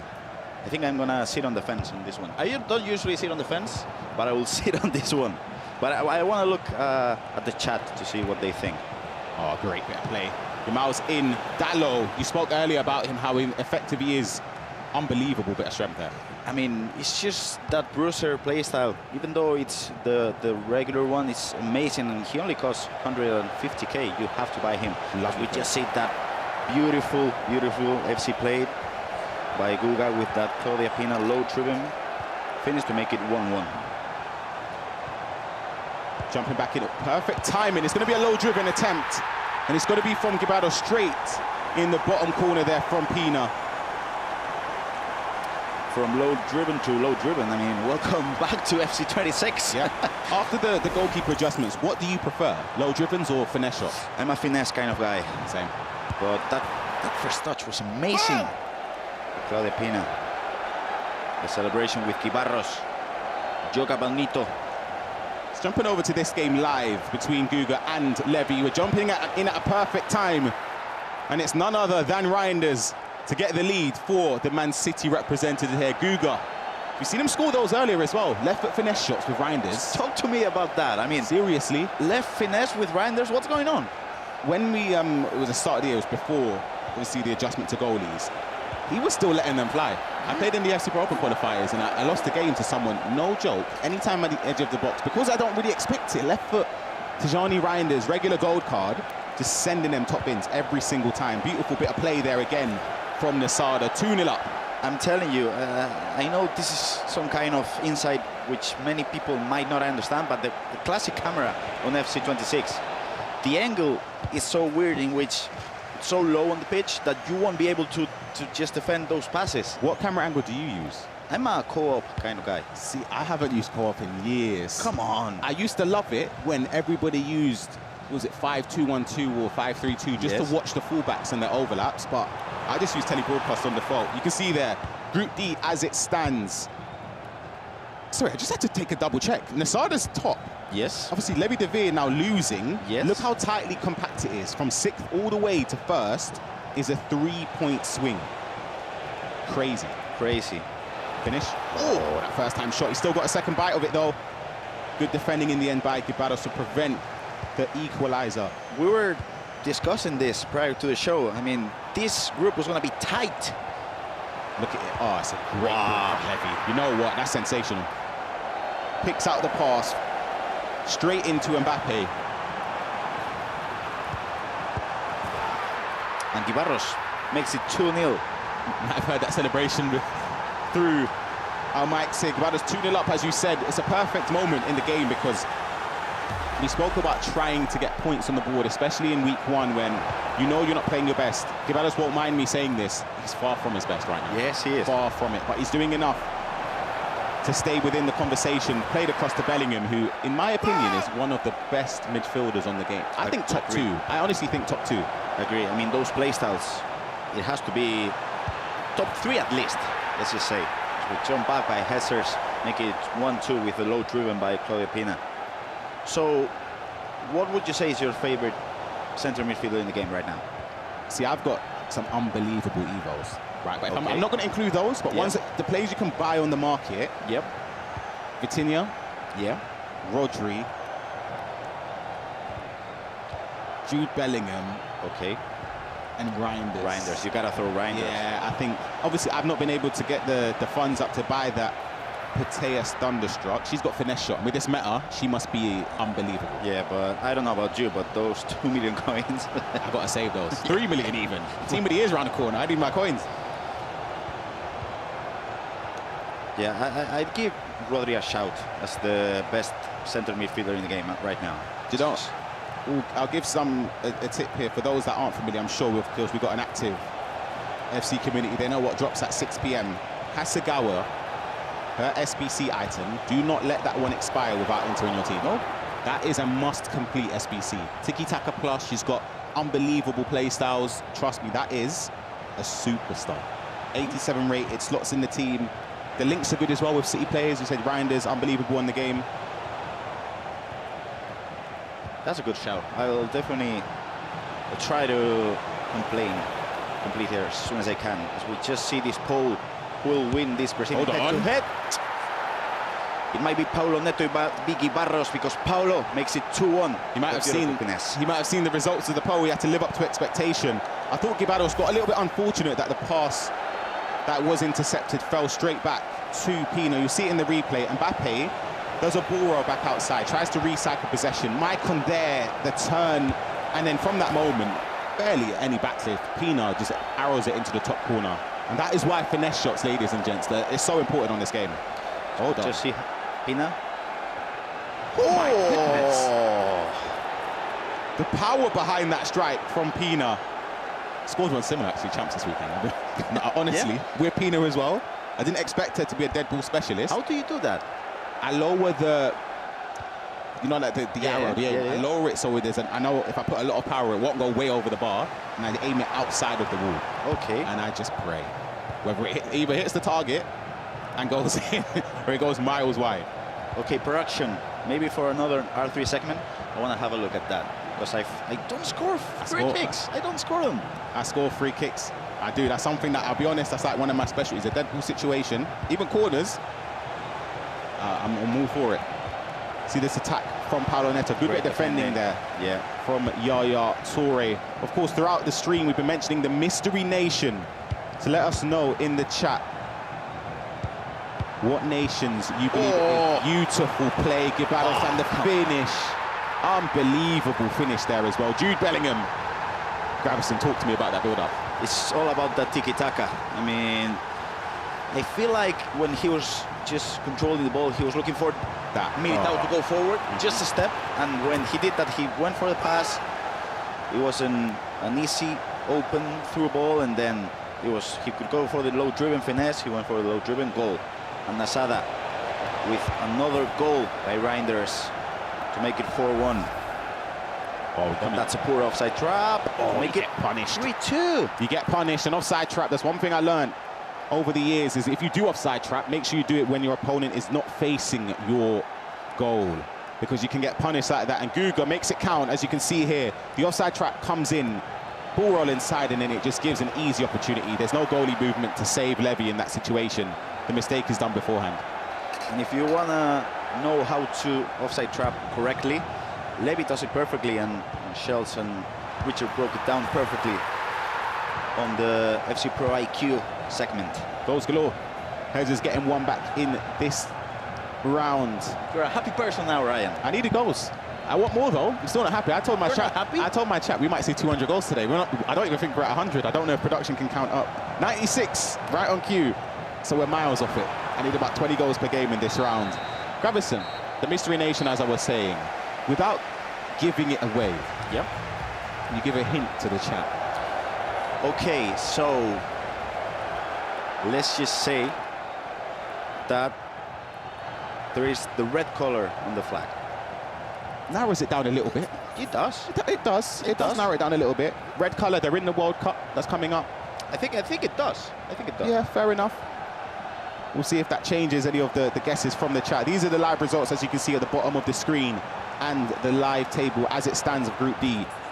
Easily the most closely contested group we've had. We've seen in week 1 Anders pull away, week 2 Emre Yilmaz, week 3 the surprise with Anas, and this week it is so close. And with the game being so tight, you gotta look for the goal difference.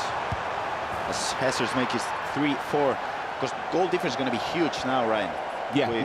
Because maybe your qualification to the knockout phase depends on the goal difference. 100%. It could come down to that. It feels like it's an extra point in a way. When it's so tightly compact, you need that little bit of extra hope for you to advance. If it does come down to goal difference, you need to make sure that you're in a favourable position. But for Nasada, he was 4-1 up. And for Hezers, the old Hezers, anyway, we know he concedes a lot, but he always scores tons of goals. And likewise for Nasada, this was one of the games that even before the goalie adjustment, when I saw the groups formed, this was one of my favourite games just because both players go forward. They go forward. Maybe the new Hezers, the Juanma Fer kind of Hezers. I miss the old Hezers. Yeah, we all do. We all do. He doesn't. He's getting results, so... To be honest, I feel like when Hezers loses one match in which he's not comfortable with the style he played, we'll go back to the old Hezers for sure. Let's see this one, though. Levy David looking like he could potentially be losing 2 on the bounce if he doesn't turn this game around. Guga on the attack again. Oh no, could have been a big mistake. Talk to me about Militao, Gravison. He's the best. You think so? He would have been a cert in your team? For me, I don't have the coins, but he's the best centre back in the game, in my opinion. Of course, Chiellini is a great shout as well. And I don't think I like what I've seen from Murillo so far today. But it's just the play styles, the stats. And I feel like even the gold item was great at the start of the game. So I've done his Evo now, and he has the intercept plus, and he's the starter for me. I don't know if I was playing in this tournament anyway. I'm not really sure who I would select in CB. I think Militao, as you said, would be an option. 850 to 900k at the time when the prices were locked. Intercept plus, which is so important on this game. The other one? That's the one I actually don't know. Because I didn't get on with Chiellini. No? No, but I used him before the advanced defending got adjusted. So it could be different. Ball inside there, space just opened up. And Paulo Neto, just after half-time, gets a goal back in there. There's almost another chance. You saw the bottom right of your screen for Guga.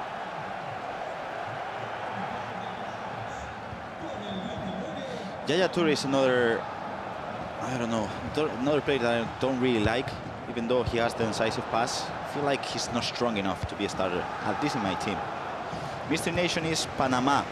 No, it's not, Brian. It's not. Is it Portugal? That's a good shout. It's a good shout, Megan, but it's not. Colombia, no, incorrect. Croatia. Seen a few people saying Croatia as well. Is it? I'll let them work that out. See, I'm evil, Gravison. I'll let them go into the game. Oh, played across there. Paulo Neto, in a matter of moments, was 3-1 down. And before you know it, he's leveled now. And Guibaros, in a familiar situation from what he's been experiencing today, finds himself giving up a lead. That's the thing with Guibaros. I feel like if you... Sometimes he oversteps on defense, in a way. I remember I had a chat with him on the World Championship when he won the round of 16 with him and his coach, Daniel. I feel like when he defends well, he's happy with his performance. His coach is happy as well. So he levels it up in every single way. But sometimes he's just too aggressive. And in some instances, you got to be passive, which is not easy at all. It's not. I struggle with that on champs, let alone in a professional environment. Let's head on over to this one live, though. We were seeing Guga 3-2 up against Levy. That would be an incredible result if he's able to pull that off. Of course, still a long way left in round number 4.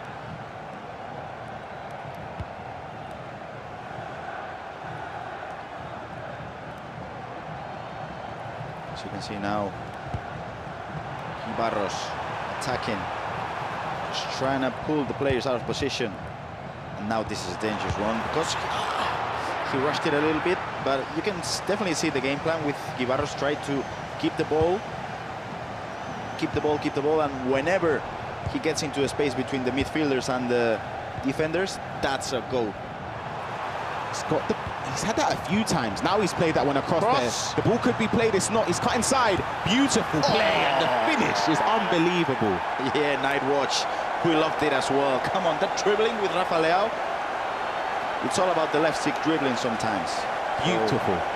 Beautiful goal. And what a way to get goal number 100 for today. First time through ball, Jude Bellingham. Cut here, cut back, cut again. And Leao, keeper doesn't even move. Rooted to the spot. Paulo Neto's not happy though. I think he should be a bit upset about the way he gave the ball away. Yeah. When he won possession back, he sort of rushed it. That's I mean, it happened to him in the first game. Game 1. Yeah. This is lovely from Guga. Ooh, runs out of play. You know, it's interesting how one single play can mess with your head throughout the whole day. Yep. And then you start losing confidence, you start losing the ball in places that you shouldn't. And that's the thing with competitive FC, like a single mistake can just mess up with your mindset throughout the whole tournament. He's got work to do though if he wants to get points on the board from this game. He's down 4-3, he's been down a few times in this game already. He's found a way back once. Can he do it again? Rodri building up. Great play into Reinders. This is the position you do not want to be in if you're Guibaros when you're defending. And straight from kickoff, Paulo Neto gets right back into the game. We were talking how Guibaros sometimes lacks passivity. Well, in this instance, he was passive and he should have go for maybe for earlier player switching to Militao, maybe the center midfielder. Player switching wasn't great in there. As we just see another goal by Nasada to make it 6-3. You asked for goals, Ryan. I did. Nasada let me down in the previous round, though. I said every game would have at least 10 goals in it. This one we're close. It looks like we're going to head that way anyway. But in terms of defending in that situation, if you give us, you spoke about him being too passive. Yep. What do you do differently in terms of being more? Is it just about the player switching? I feel like it's two things, because I mean, I feel like Richard and Schultz explained it perfectly. You got to go for the offside traps, and then as well, the player switching has to be so precise, and you got to pull the center midfielders backwards as well, as we just see that beautiful goal. Break it down for me, Ryan. It is just onside there. First time finish from Pina. But we'll take a look at the replay. We've seen a lot of kickoff goals in this game between both of these players. It's end to end.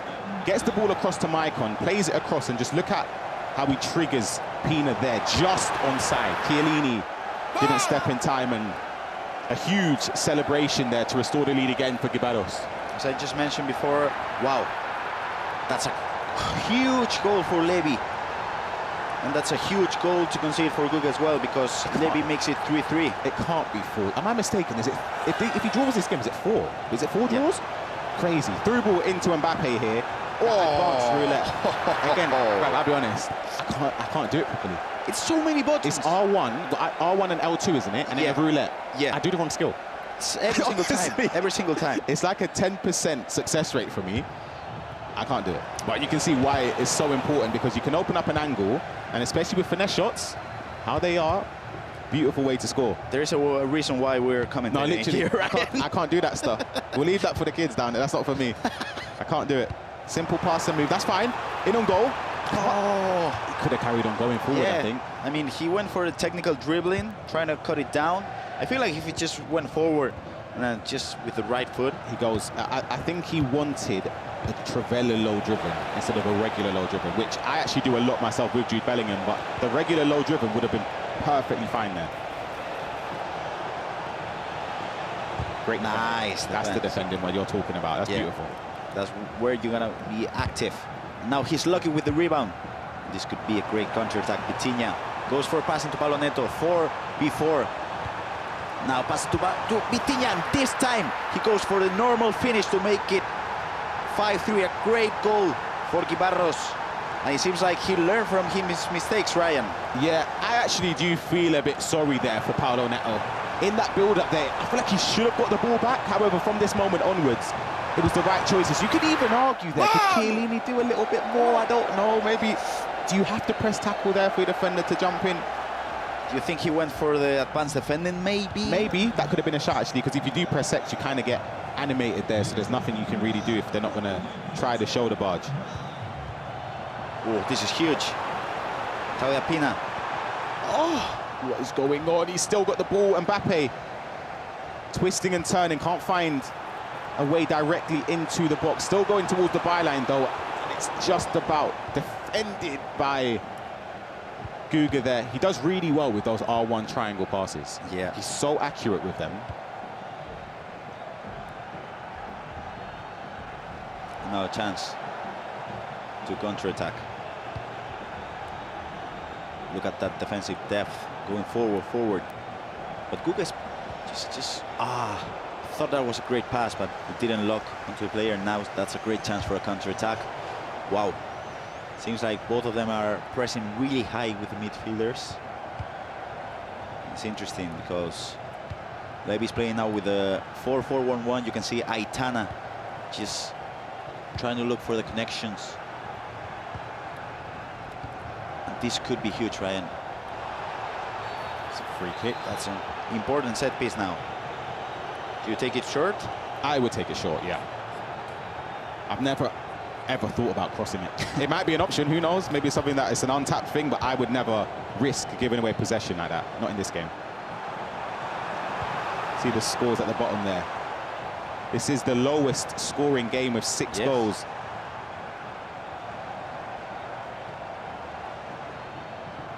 But I'm hoping we can get at least one more to see if we can get a winner. So if Levy wins this, it will put him on 9 points, get a bit more breathing space. Guga, if he wins this, will put him on 6 points. which would be level, sorry, with Levy. Great defending by Guga so far. And now this is the toughest area to defend.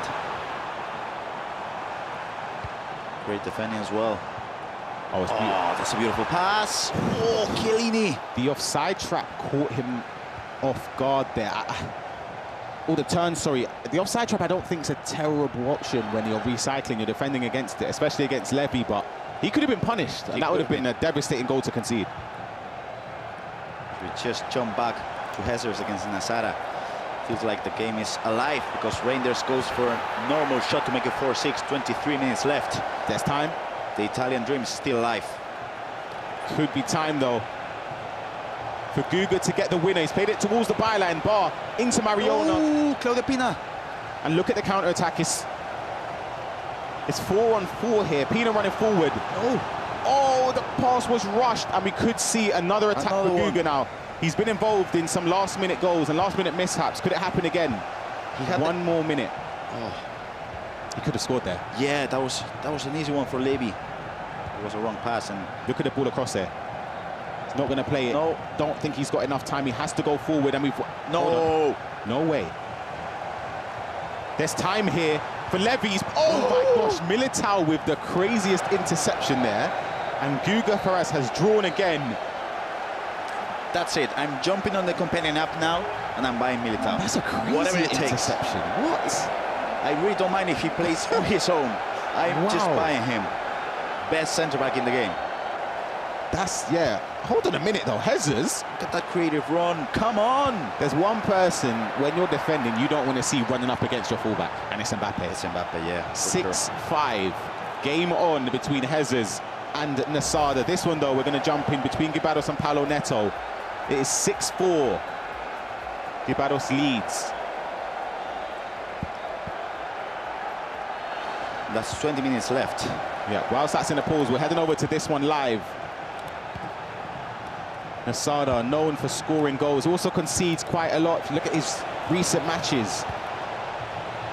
Finesse. And it's a beautifully worked goal there. Mbappe on his left foot. And a shake of the head there from Hezers. What do you think he's upset about there, Graham? Probably the way he moves the keeper, Hezers. He's moved it a lot since 2021.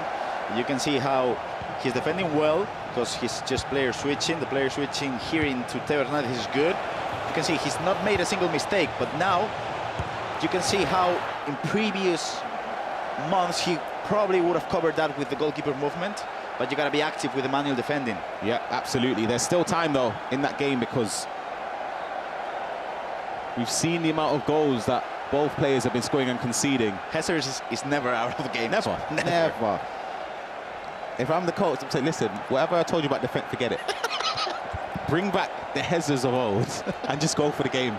Just try it, because Nasada's been conceding goals. Yes, I spoke at the start of today's show, one of my favourite players to watch, because not only does he score a lot, but he concedes a ton as well. Finesse. Great save. Maybe a play lock corner now. It takes it short. That's a good player lock. That's a good routine. You know what? That's Nicholas right there. Probably. Hey, Juan Maran's fair. You lot are on the. I might need them, you know, for foot champs. If they need someone to coach, they're free on the weekend. That corner was lovely because he had a few options there. He caught Nasada up there. Look at Mbappe. Oh, the pass. What an interception there. For the people at home, I might clip that. That's honestly, a good routine, yeah. If he scored from that, it would be amazing to watch that full replay of it. It's rushed from Paulo Neto. I was going to say, now what should be telling Gibados, try your best to keep possession and take minutes off the clock. Nice defense by Vitinha. Oh no! Can't do that. And it's Pina, top bins. You cannot do that against someone like Paulo Neto. Let's see if we can grab the replay. So it feels like he went for a pass into the wing, but let's just break it down in a second. This one, you've got time. Oh, it's a terrible It's just the extra touch, really, which wasn't needed. I feel like there is a player who never does this at these games. It's Tuga. Takes an extra touch, backs it back to the keeper, or maybe just go for, I don't know, a pass into the wing, but he never misses those. As you can see, great defense by Stam. We haven't talked about the Stam. No intercept, as a play style. I know he's unbelievable, Stam. I get it. He's sensational defensively. Bruiser plus, it works. I can't trust the defender without intercept. And it's a low-driven shot for Hezers. Right back into the game. He's paused it as well. Wow. Could we be seeing last-minute comebacks in both games? We've heard a roar in the other game. I don't know if we were able to jump on across to see which way it's gone between Gibados and Paulo Neto. And it's fallen the way of Gibados. It's a trap. Oh, it's a tough goal to concede. You have to go for it, though. I know you like that. Yo, that Trevella's beautiful. Beautiful Trevella from Gibados there. And that should seal the deal and get him 3 points in this game. A massive, massive win for him. As we just see the replay, that pass into Pina was perfect and just the low driven. Do you think he went to try to cover the pass into the wing with a Stam because of the no intercept play style? Yep. And he got punished for it. You see the final moments of this game close out. Ooh. Oh my goodness. That's hard to say. No, come on. He knows the game's done. He's going for the highlight reels. That's a terrible pass again from Gibados. I don't know what's going on here. But there's not going to be enough time either way for a comeback to be stayed. Beautiful. Of course, goal difference does mean a lot. Is it finesse? Liao with the finesse. 8-5. They know how much it means because how tightly compact the group is. Goal difference could be the final decision when it comes to seeing who advances into the knockout stages in the final week. The through ball grab, we've seen it a lot, not just today, in the previous weeks. And then Liao, finesse shot plus, it's an easy goal. Perfect. I mean, it was just beautiful FC. That's the way you got to play it.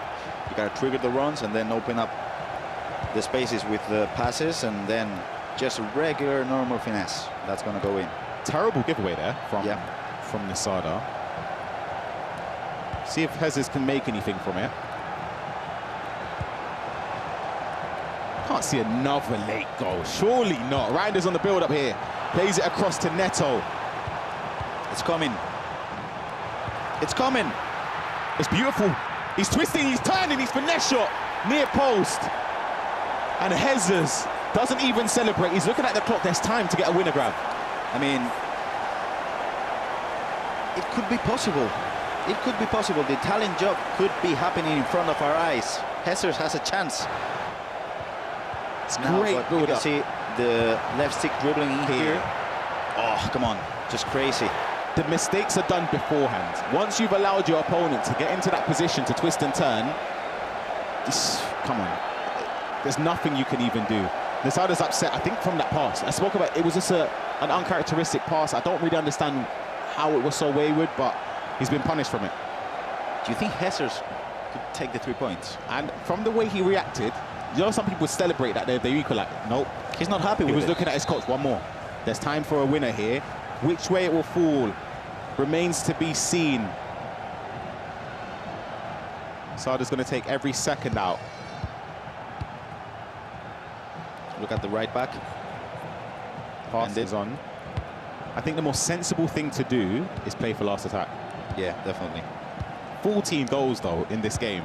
How much? 4 minutes. That's plenty of time.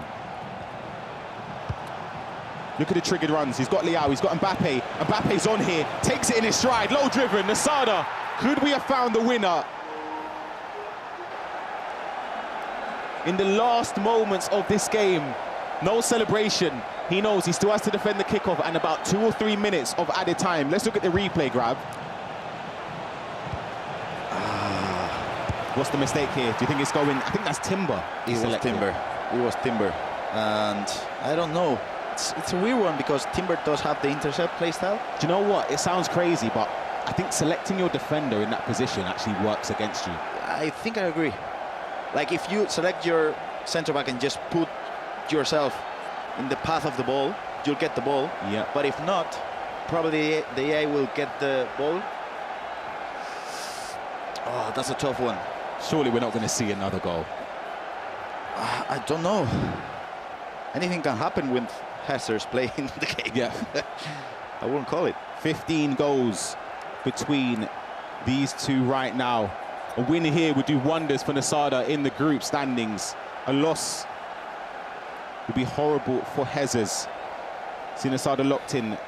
In these moments, it's just about taking seconds out. You watch the whole replay, you wait for every single thing to try and take minutes off or seconds off the clock. Here we go. Last kick of the game. And it's 2 minutes and a half. Like, that's time, you know. It's a lot of time. You can see Beckham with the pink pass plus. Every person is getting triggered. Every single one of us. Just run forward. He's played it early. And Dura steps in. Unbelievably underrated item in the game. It's just about, can Nasada keep possession? It looks as if he's going to find himself 3 extra points in Group D. He clears it out, and it's a massive, massive victory here for Nasada against Hezers. Great game, though, Gravison. That was a great FC game. That's what you expect when you're watching Nasada and Hezers. You did say we were going to be seeing a lot of goals, and for me, the thing that just surprises me a lot is how some subs like Endur can change the game. I mean, he's 13K. He has the tiki-taka intercept. Could get upgraded as well if Fiorentina do well, of course, in Europe, which of course is important with those live items. But yeah, unbelievable game. I want to see more of it though.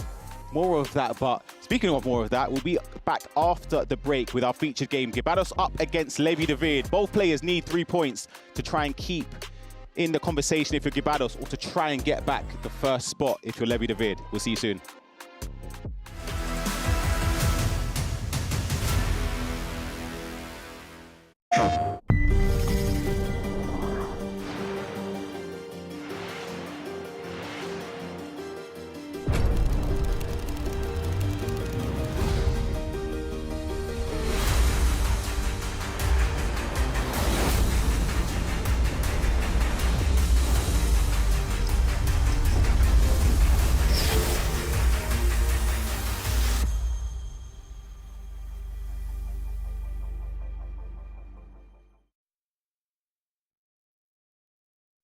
PlayStation.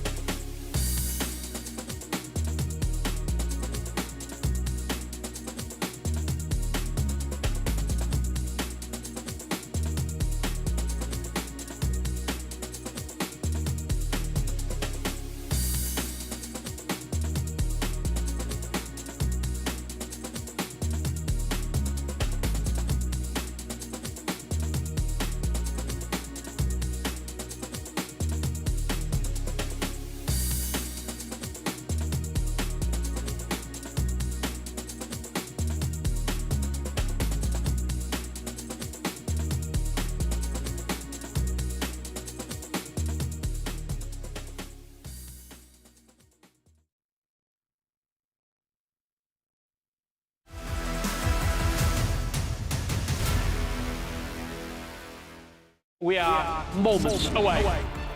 Dominant display. He's here to go back to back. Down to the number one. Emre Yilmaz, that is perfect. 15 points on the board. Anyone can get it. A lovely bit of play. Anas absolutely flying.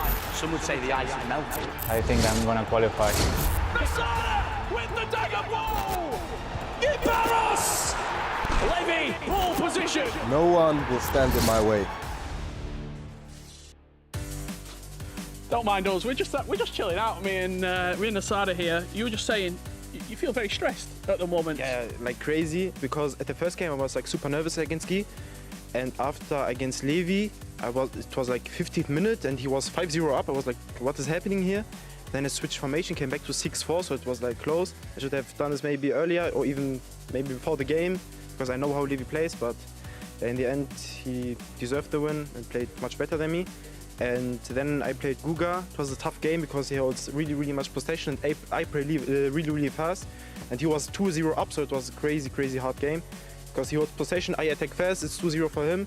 But in the end it was a draw, and now against Hezers, it's always like this. We played in the global qualifier, it's always like I score 2, he score 2, I score 3, he score 3. Like every time in the qualifier we played, it's the same. He goes 3-0 up, I go 4-3, he goes 7-3 or something like this. It was crazy, and now again. I'm not even needed here. You just keep talking. You seem very excited. How is it sort of being here? Obviously, we saw you in Atlanta, saw you at the VBL last year, but this feels big. Like, are you enjoying the experience of it all? Yeah, 100%. It's maybe the best event in the year, and yeah, like the best players in the world, and yeah, I'm just enjoying. Let's talk about your upcoming game. Obviously, you said you'd never played never. Paolo before. You know a lot about him. What can you expect from this upcoming game? First of all, like the Brazilians, I never played like anyone of them. Maybe last season when they were in Europe for the World Cup practice, that's it. But this season I never played like once single player. And yeah, Paulo, I don't know what to expect. I know that he plays 4-5-1, and I don't know. Maybe he will play like Levy and this 15 minutes to 5-0. It will be a close game, but it will be close, I think. Yeah. Well, very best of luck. You've had a good day so far. Try and get to 10 points. And also, I'm not favouritism. Paolo, good luck as well. FG, back to you. Thank you very much to Rich and Nasada too. I mean, I wonder why Rich didn't mention that he put a curse on him on the show. Listen, that man is box office. He's said that he's been stressing out and stuff, but I mean, from a viewer's point of view, we are enjoying the spectacle, aren't we, Shells? Yeah, I mean, Nasada's one of the best players in the tournament going forward. I'm not just saying that because he's here, literally. He done it against me for myself, so I was a witness to that myself. So it's good to see him in action, but yeah, he's disappointed in his results so far. No, we're not just going to brush past that, by the way, because me and Grav just started smiling when you said that. He's done that to you, has he? Can you explain a little bit more what happened when you played him? Yeah, I played up in a warm-up game in practice last year just to prepare for one of the biggest tournaments in the year. How was it? Listen, I'd rather not talk about... What was the score, though? He beat me 7-2. I rage quit like 60th minute, so it could have been 10-12. I'll be honest, it got long. No worries, I matched up against Anders FC24, and it was 10-1, so... Yeah, that's not that bad. I played Shells and he had a bronze team the other week. I was 4-0 down after 5 minutes. Nasada's been on fire. Let's take a look at the goals that he's been scoring here tonight. Look, he's box office. You can see by the score in the top corner. This is a second after conceding an equaliser in stoppage time to Hezers. You just said great pass there, Grav. I mean, what are you so impressed with, especially with his attacking play? I feel like when it's the last kick of the game, at least myself, I just spam the triangle for a double pass without thinking, really. And the angle in there asked for a pink pass, and that's what he did. So I feel like these players, as Nasada, who are playing the 4-4-2, understand the game. They know what to do at every single time. They just don't spam whatever. Yeah. And it worked out well. Listen, I mean, Gibaros in his game as well just earned his first win of the evening. This has been an incredible evening. Our closest group so far shows a massive result for him against Paulo Neto. We saw the emotion from him. He's a top player, and he's fully aware, he will be fully aware that he has another go at this in the new year, but you see the raw emotion, how much it means to get that first win. Yeah, I mean, like you said, he is a top player indeed. Of course, in this group, kind of like Group C, I think people are trading results, trading points, so it's going to go down to the wire. And I think with Gibaros, getting a win there was definitely nice to get your first win on the board just to ease it. So you're not playing the worst. I don't think he's been playing that bad today, but he's got his first win, but he's looking to capitalise in the next round.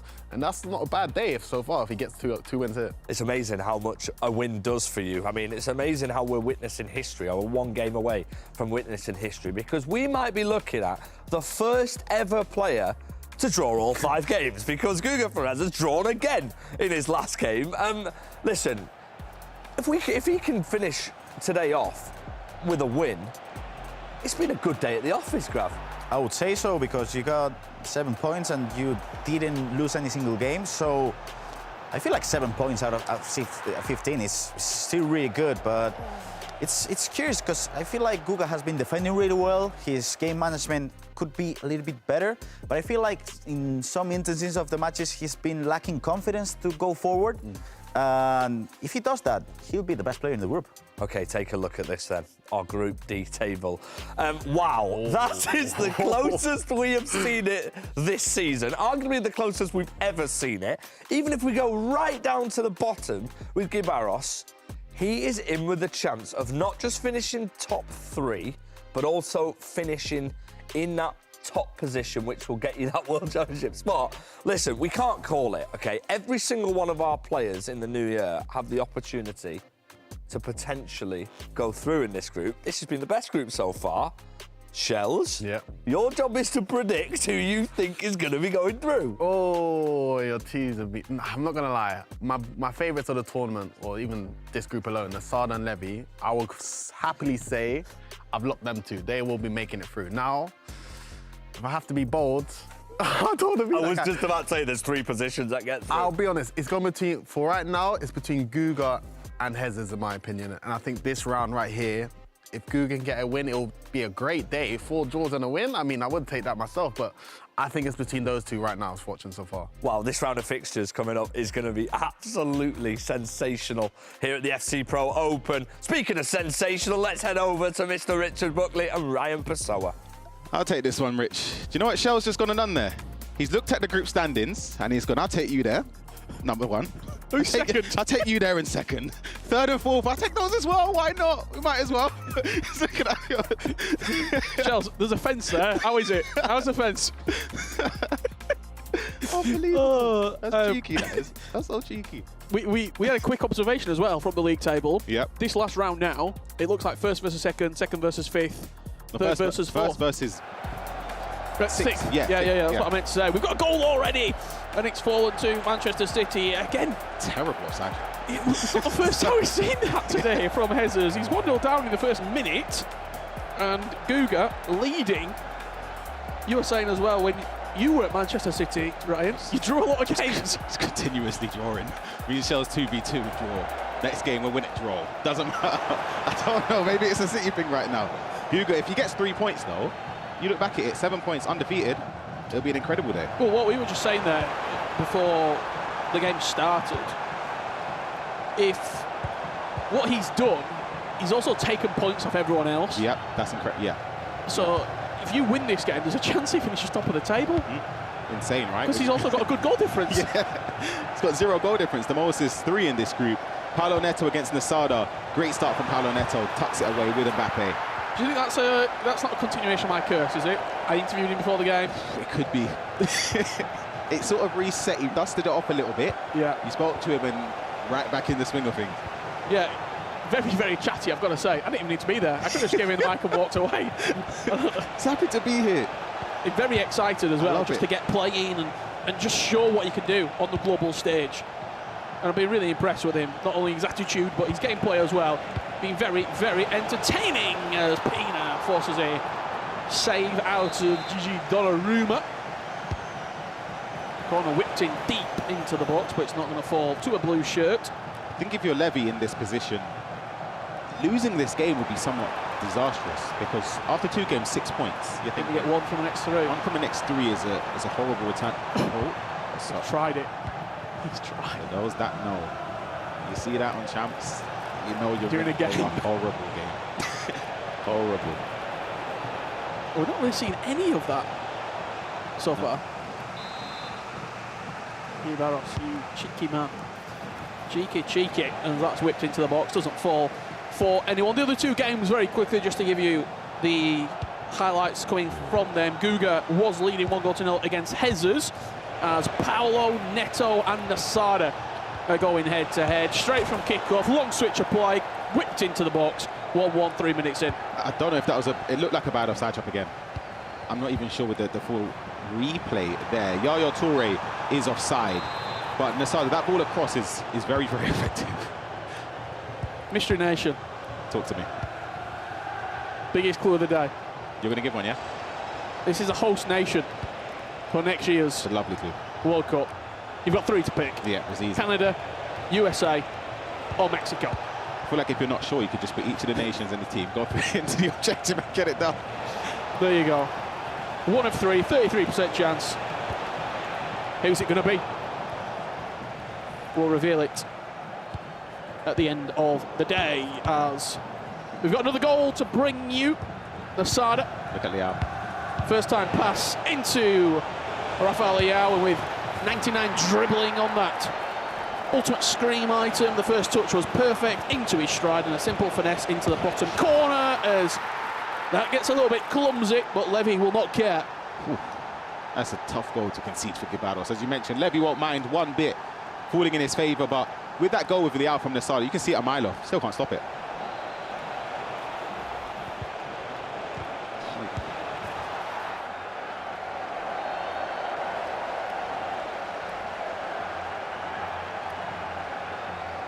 Jump back into this game, right on cue. Hezers in the box there, a bit of composure, and that is why Pina is unbelievable. The community call it fidget spinning, but when you're in that position in the box with somebody like Pina, you can twist and turn and open up those angles, make your opponent jump in and make a decision, and then give you the opportunity, as Hezers has done there, to tuck it away, and it's 1-1 in 18 minutes.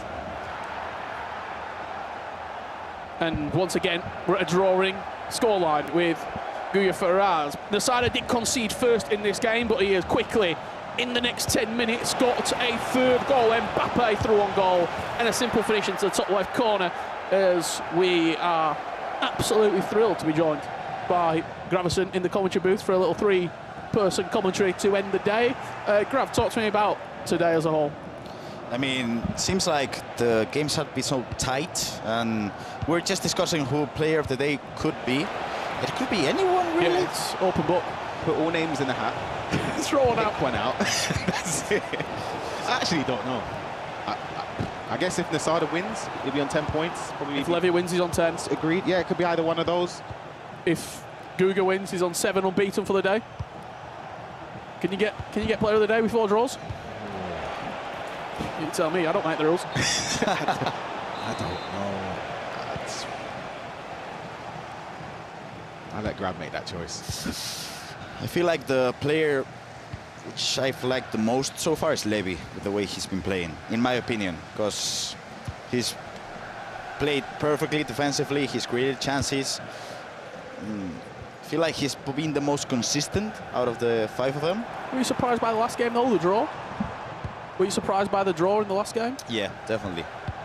Felt like Guga didn't have the confidence, and yeah, it was a 3-3 result.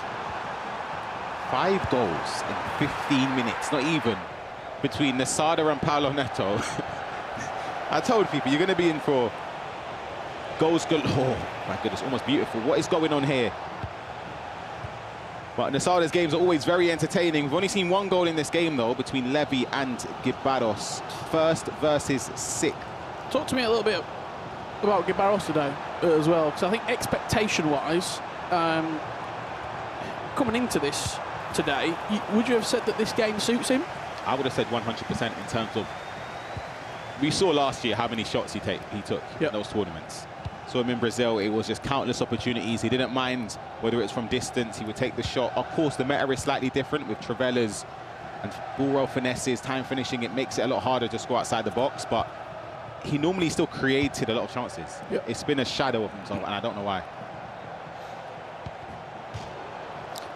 I don't know, sometimes even if you're a great attacker, you just have one of those days in which you're not attacking well enough. But we've got some Mystery Nations coming in. Sankt... You tried that one earlier, so go on. Sankt Petersburg. I'll give you that. Wants USA. I'm going to say no, so you've got 2 more left. Slanks. Is this some sort of practical joke? Has everyone just got a name called Slanks? Wants Mexico. It's not. Okay, so Maxwell. What about Canada? Ding, ding, ding. We have a winner. Mystery Nation for today. Oh, Canada. Go and get your objectives done. That's what Ryan Pasola's doing when he gets home tonight. First thing I'm doing is play them up, Pino. And then? Then we'll see about the objectives afterwards. Get a few games in. I'm going straight on assisted shooting, see... Yeah, no, honestly, I'm with you, actually. I'm actually with you. I just want to see what the difference is. Because I haven't used precision shooting at all this year. Yamal is fast. He is fast. Easing past Dalot, cuts it back. De Jong with the finish. Sorry, what? Lamine Yamal. Have I missed something here? I didn't realise he was that fast. The speedster. With an incredible bit of running there. Look at that. Left Dalot simply in his path. Player look there is lovely. Gets there ahead of Maicon. I'll say ahead of, maybe Maicon could have stuck a leg out, but 88 pace, which is not a lot for a winger, but it does the work. As Nasada comes through with the quickest player on the game, Kylian Mbappe, and made the finish simple as he's on his hat-trick, and that's the 4th goal for Nasada. Curse has been lifted.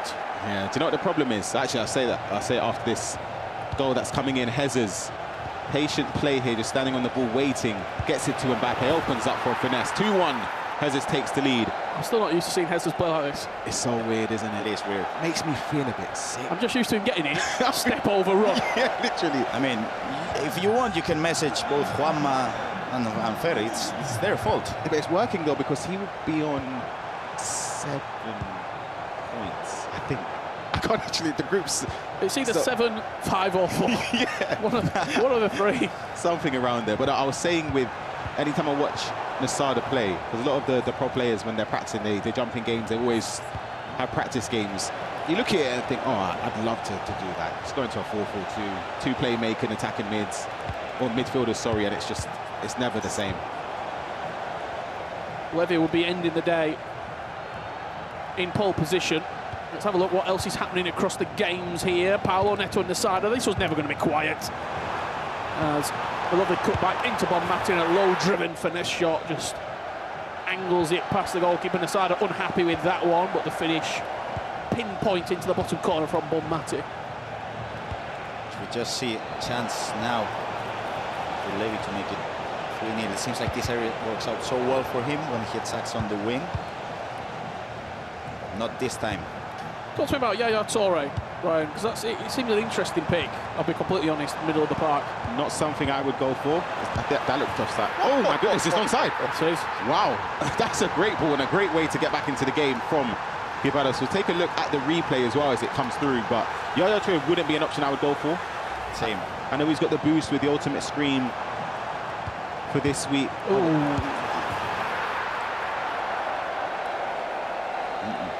Honestly, it's got to be millimetres. Yes, close. It was close. As we go into half-time in that particular matchup, Paulo Neto got another one back here against Nasada. 4-3 now. The scoreline. Yep, Stam trying to just ping that ball into his striker's feet. This game could end any scoreline, 9-7, just something like that, where it's just continuous goals. I don't see either player taking the foot off the gas one bit. The thing with Nasada, he said he was stressed and he didn't want to be stressed in this last match. 30 minutes, 7 goals. Yeah, he's stressed. That looks just offside there. Guibaros halving the deficit with 1 additional minute of the game remaining here in the first half. Will Levy once again re-establish himself in the driver's seat? Yamal twisting and turning, but runs straight into Dalot. The Barcelona youngster will win it back, and once again Levy is just teasing him. Guibaros plays safe, gets that ball out of play and gets into half-time, where he'll receive, I'm sure, some instructions from coach Nightwatch. Jumping over to this game, Guga against Hezers. 2-1 shock. Would have been on my bingo card 100% before the games. There would have been a 2-1 situation maximum. There has to be something, though, to take away from it in terms of defensive capability. He's I respect it. One of the best defensive players we've seen. He's conceded arguably some of the least amount of goals we've seen. I'm going to go as far as say probably the best because of how we're seeing the meta now with the finesse shots. So he's barely conceding goals. And Hezers, though, we say that right on cue. But Matty on goal with that finesse shot. It's just typical, isn't it? It is. It is the commentator's card. It is what it is. Talk me through it, Grav. It was just the player luck. The timing was just perfect. The pass was perfect as well. And Aitana Bonmati makes it 3-1. And I was just thinking about how Guga coming into his match mentally. The thing is, if he gets a win, 4 draws and 1 win, it's a good day. That's a good day. But if you get a loss, it's really poor day. Yeah. So it's just, there's nothing in the middle. I think 4 points, considering the way it's gone, it's not terrible. Look at this, though. Paulo Neto. It's about to make it 4-4. Reinders, keeper moves slightly out of the way for an easy finish. I wanted to quickly touch on that goal there that Guga conceded. I think defensively, I know we said how good he was. That's a big mistake. To follow the run when your defensive line is pressed, you're kind of just giving a free goal, basically. When you were just talking about the points total, 4 points in this group seems all right. 4 points in a lot of the other groups where you've got someone leading the pack on 10 or 12 or 15. I mean, in that group, Yaskau on 12, Anders on 15. 4 points is then pretty poor. Yes. Considering the day. If the winner of this group going into the half-time break, shall we say, is on 7 points, it's 1 win away. I think for a lot of the players in here, I say a lot, the 2 players that aren't in the games against Levy or Nasada, they'll be hoping for probably a draw. A draw, yeah. Definitely a draw. That means the maximum point someone could be on would be 8 points, and that makes it very interesting in the new year. Wow, beautiful play. Building into the blocks, Bonmati now to De Jong, back to Bonmati, he's trying to open up the space. Yamal does have that finesse available, teases it, and just tries threading it through a gap there. I know you guys were talking about Guga being a great defender, but I feel like Levy's the best one today. Even though he's conceded more goals, I feel like the way he player switches and the way he offside traps and team presses as well, I feel like if you have to learn how to defend correctly in FC 26, you gotta look at Levy. Question is, Grav, are you going to curse it? Probably. Not quite now. Chiellini just does enough. He's giving the ball straight back. Pina is onside, went for the finesse. Maybe thought he might have been offside there just as that ball came rebounding back in. You see the FC Pro Live items that are represented with the players just to the left and right of their face cams. Choupo-Moting for Guy Barros, and it is Teze, the Dutch defender, for Levi David. That beautiful play. Pina, can she cut it back? Not quite. Levi can't beat Guy Barros on that occasion. Shall we see what else is happening across the games here? This is by far our lowest scoring affair. Good tackle there. See this attack play out. This double tap pass around the corner. Pina does go around the goalkeeper with Oblak. Big. With his arms and legs outstretched just to force it behind for a corner. Not particularly. Lovely. I'm not sold on that corner. I think when the play a lot back post is so odd. Good, you've got to play it. Let's see what's happening here with Hezers, as he adds a 4th against Guga. This could be his most convincing, it could be his only defeat of the day. Falling to Hezers, and for Hezers, that's a great day at the office. There's a goal. This is the one, Rich, you're speaking about. Play a lot corner, bring it down with Mbappe. And Paulo Neto has turned this game completely around against Nasada, but again, can't count Nasada out from scoring more in that game. I mean, that table, Paulo Neto's to win, it puts him up there. Up there with 7. Hezers was to win. Yeah. It puts him right in the mix. As Guy Barros gets one back against Levy. And right now, this table simply cannot be predicted. I actually don't know who's top. Is it now? No, wait, is it Levy on 8? It's Levy on 8 now, because Nasada has 7. Paulo Neto has 7 as well. 7 as well, yeah. But it could all change. First time pass around the corner. Pina with the low driven round the keeper. And look at that reaction from Guy Barros. He's getting loud, Grav. He is getting loud. And I'm curious to see if we're going to see Hezers now with the perfect game management, now just holding the ball. Could that be a possibility? So I feel like we've seen so many changes from Hezers today. We could see game management Hezers now. It's a heavy touch there from Paolo. Gives the ball back to Nasada.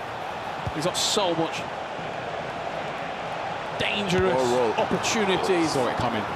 Inside the box, whether it's Pedro Neto or Kylian Mbappe or a corner which bounces out for another danger set piece to be whipped into that back post area.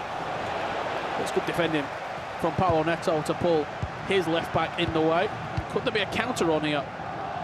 Look at Mbappe as well with the pace. You always have to track the run and respect it just because he's so fast. Does Reinders make that pass if he'd have played it? I would have played it. I would have played it. Mbappe had the better of the defender. I miss having Mbappe in my ultimate team. You could just play those passes and not even have to worry. Hezers again, he's flying. De Jong with the strength. You just have a quick look at that bottom right corner. There has been a goal. And it looks to have fallen. That Travella into the bottom corner there.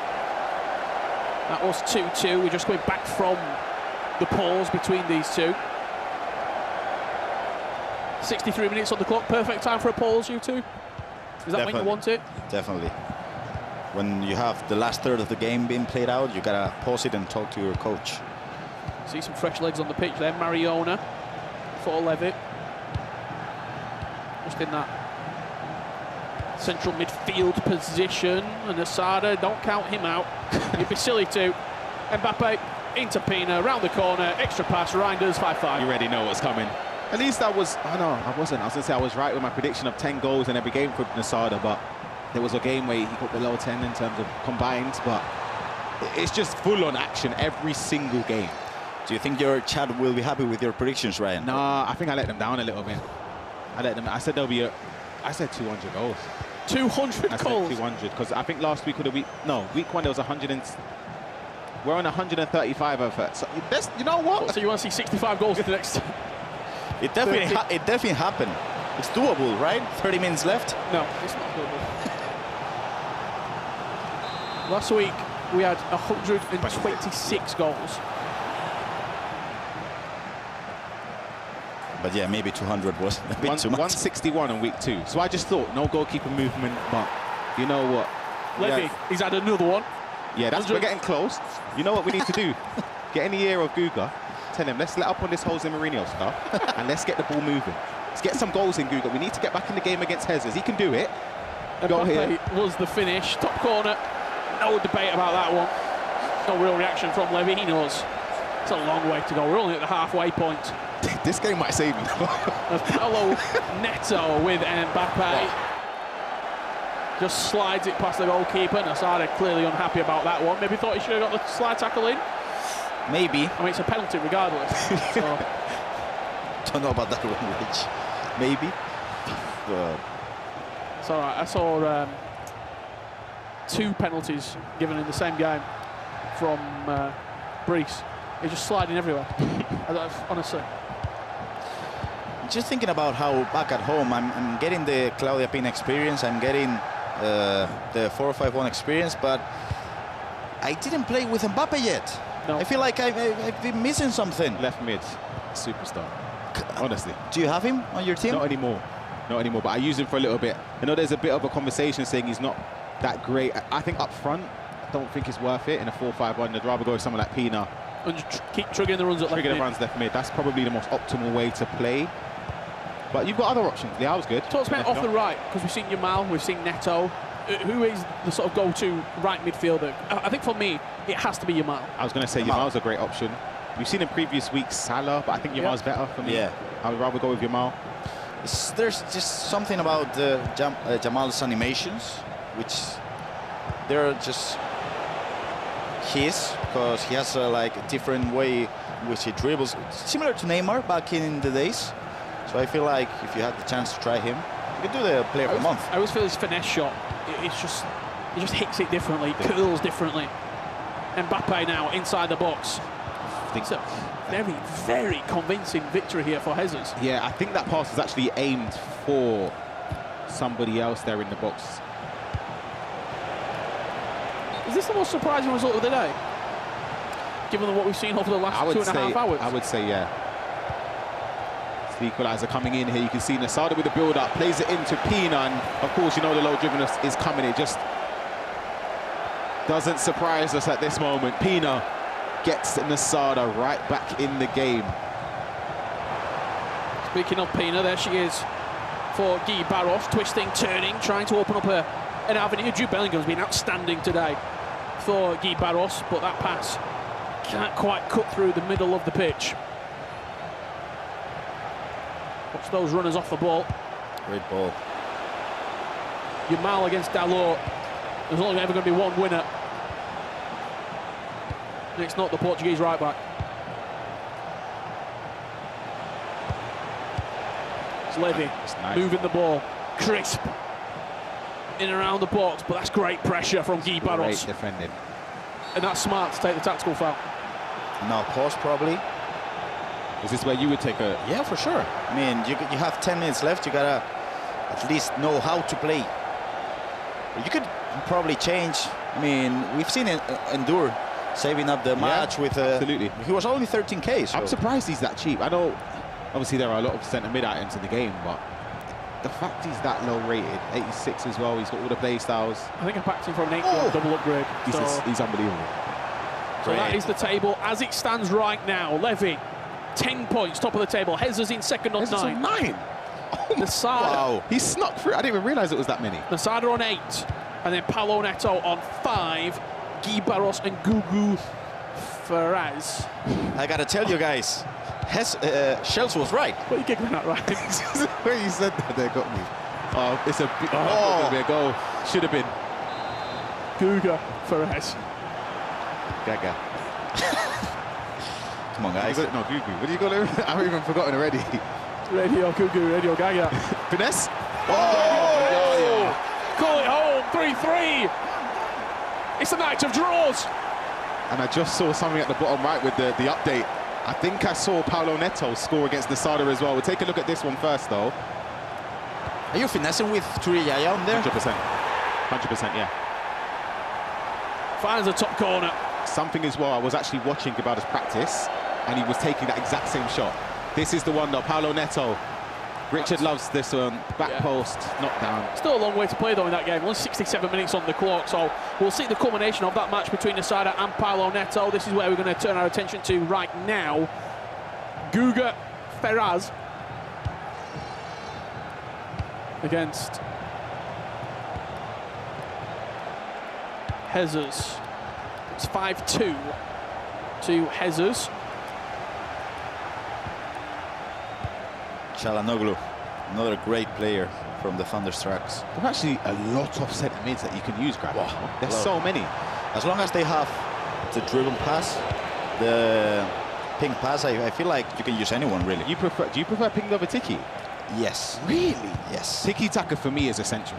If my midfielder doesn't have tiki-taka, you're not my midfielder. Let's see the full time here between Hezers. It will be 3 points on the board. It will put him up into second position on the table. 9 points guaranteed out of 15. Not a bad day for Hezers, considering where he started the day with a defeat to Levy. What we can tell you as well, Levy is drawing after that goal, which puts Hezers top. Wow. If Levy was to finish with a draw, Hezers, who came through the last chance qualifier all the way back in Atlanta, fought through that bracket, fought through the global qualifier, will find himself top of the table going into the halfway points, Gravison. To be honest, a Hezers that just concedes 2 goals in a game is a dangerous one. Yeah. The coaches are maybe doing wonders. They're doing wonders. It might not be as pleasing on the eye for us as a neutral watching the game, and we want to see goals, but if Hezers, he's still scoring goals. It's not like he's not getting any. We're just used to the Hezers games where it's 10-9 and... Let's see if Levy can finish the first half of the Pro Open on top. Not only in this game, he's Guy Barros, but also on top of the table. Robs the ball back with Bonmati. Mariona. Where can she lay Levy into a very promising position? Can there be a pass to open up this RB Leipzig defence? That's a risky ball back to Chiellini. Invites the pressure ever so slightly up the pitch. Guy Barros answers. I think the team press is on. It is. Out wide. Neto. Down the byline. Looking for a recycle, can't go too far backwards. There's Bonmati into Mariona, twisting, No way. turning. Bonmati, Peter! It is cold, Levy, you are right. Recycle on recycle on recycle, and that puts him top of the table, going in to the halfway point. That is icy stuff. You see that build-up from Levy David right there, the whole sequence. If you clip that up and put it in a montage, 5 minutes worth of gameplay, the way he just pulled apart Gibados there. Sensible with the recycle as well, Grab. Waited for the last attack so there's no response. So you can celebrate because you know it's game done. And tucks it away. The composure is off the charts from Levy. It's unbelievable. Cold, cold, cold, icy. Mr. Consistent is back at it again, on top in the group.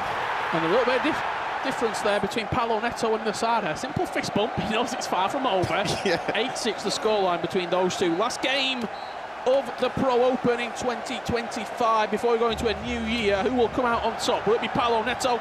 Will it be Nasada?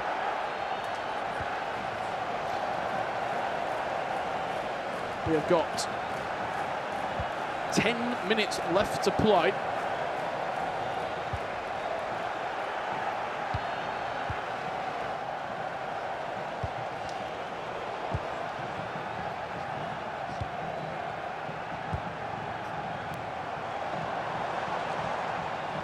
Let's wait and see how this one wraps up. You've got to think, if Paolo Neto gets the next goal, 3 goals in, what, 8 minutes, it's game set and match. If Nasada gets it, might be in for a little bit more late drama. And trust me, Nasada has delivered on the drama today. Saw with the coach when Paolo Neto scored, was just gesturing, take it easy, take your time. And that's what he's doing here. Yep, and it's sensible because... And Nasada's not really pressing him. No.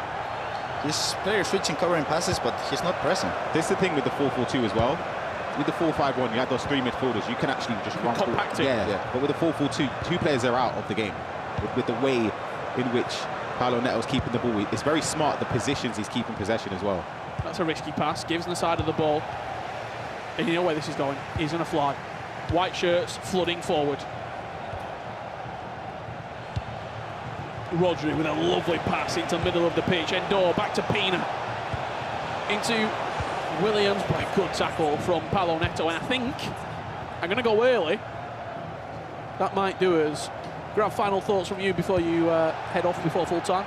I used to really struggle playing against team press, but I feel like I'm going to clip that Levy's goal and hopefully just play as good as he does, because that's the way to play against team press. That was impressive. We'll see you very soon on the desk. Thank you for joining us for guest commentary in this final game. Myself and Ryan Pessoa will bring you the full-time result.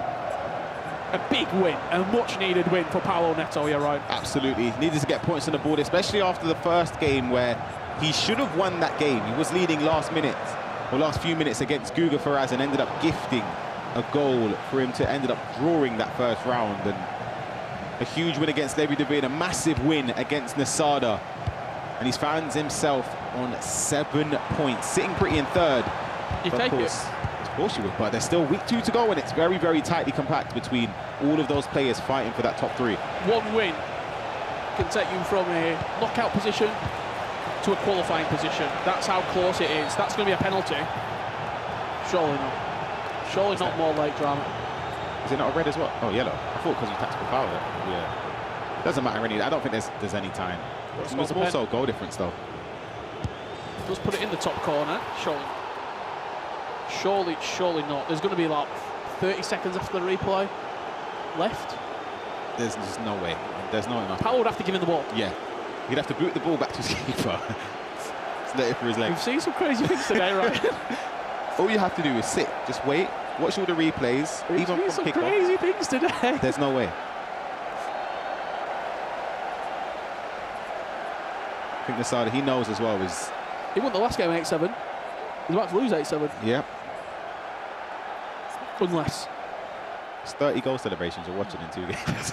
I'd be tired. Are you going through all the catalogue? To re-watch that as well for Vodrivu, and the coach has got a job on his hands. 20 seconds. It's impossible.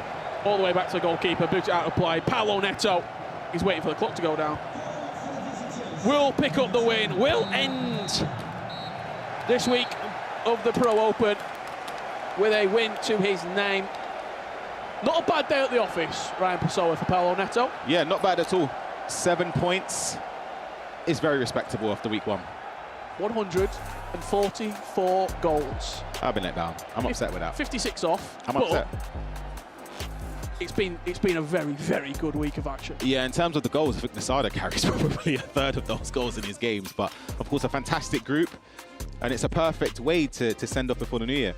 I think you're going to go and talk some tactics, Ryan, very soon. And while you go and get ready, let's head on over to FG, who is joined with Shells and our player of the day, Levi David.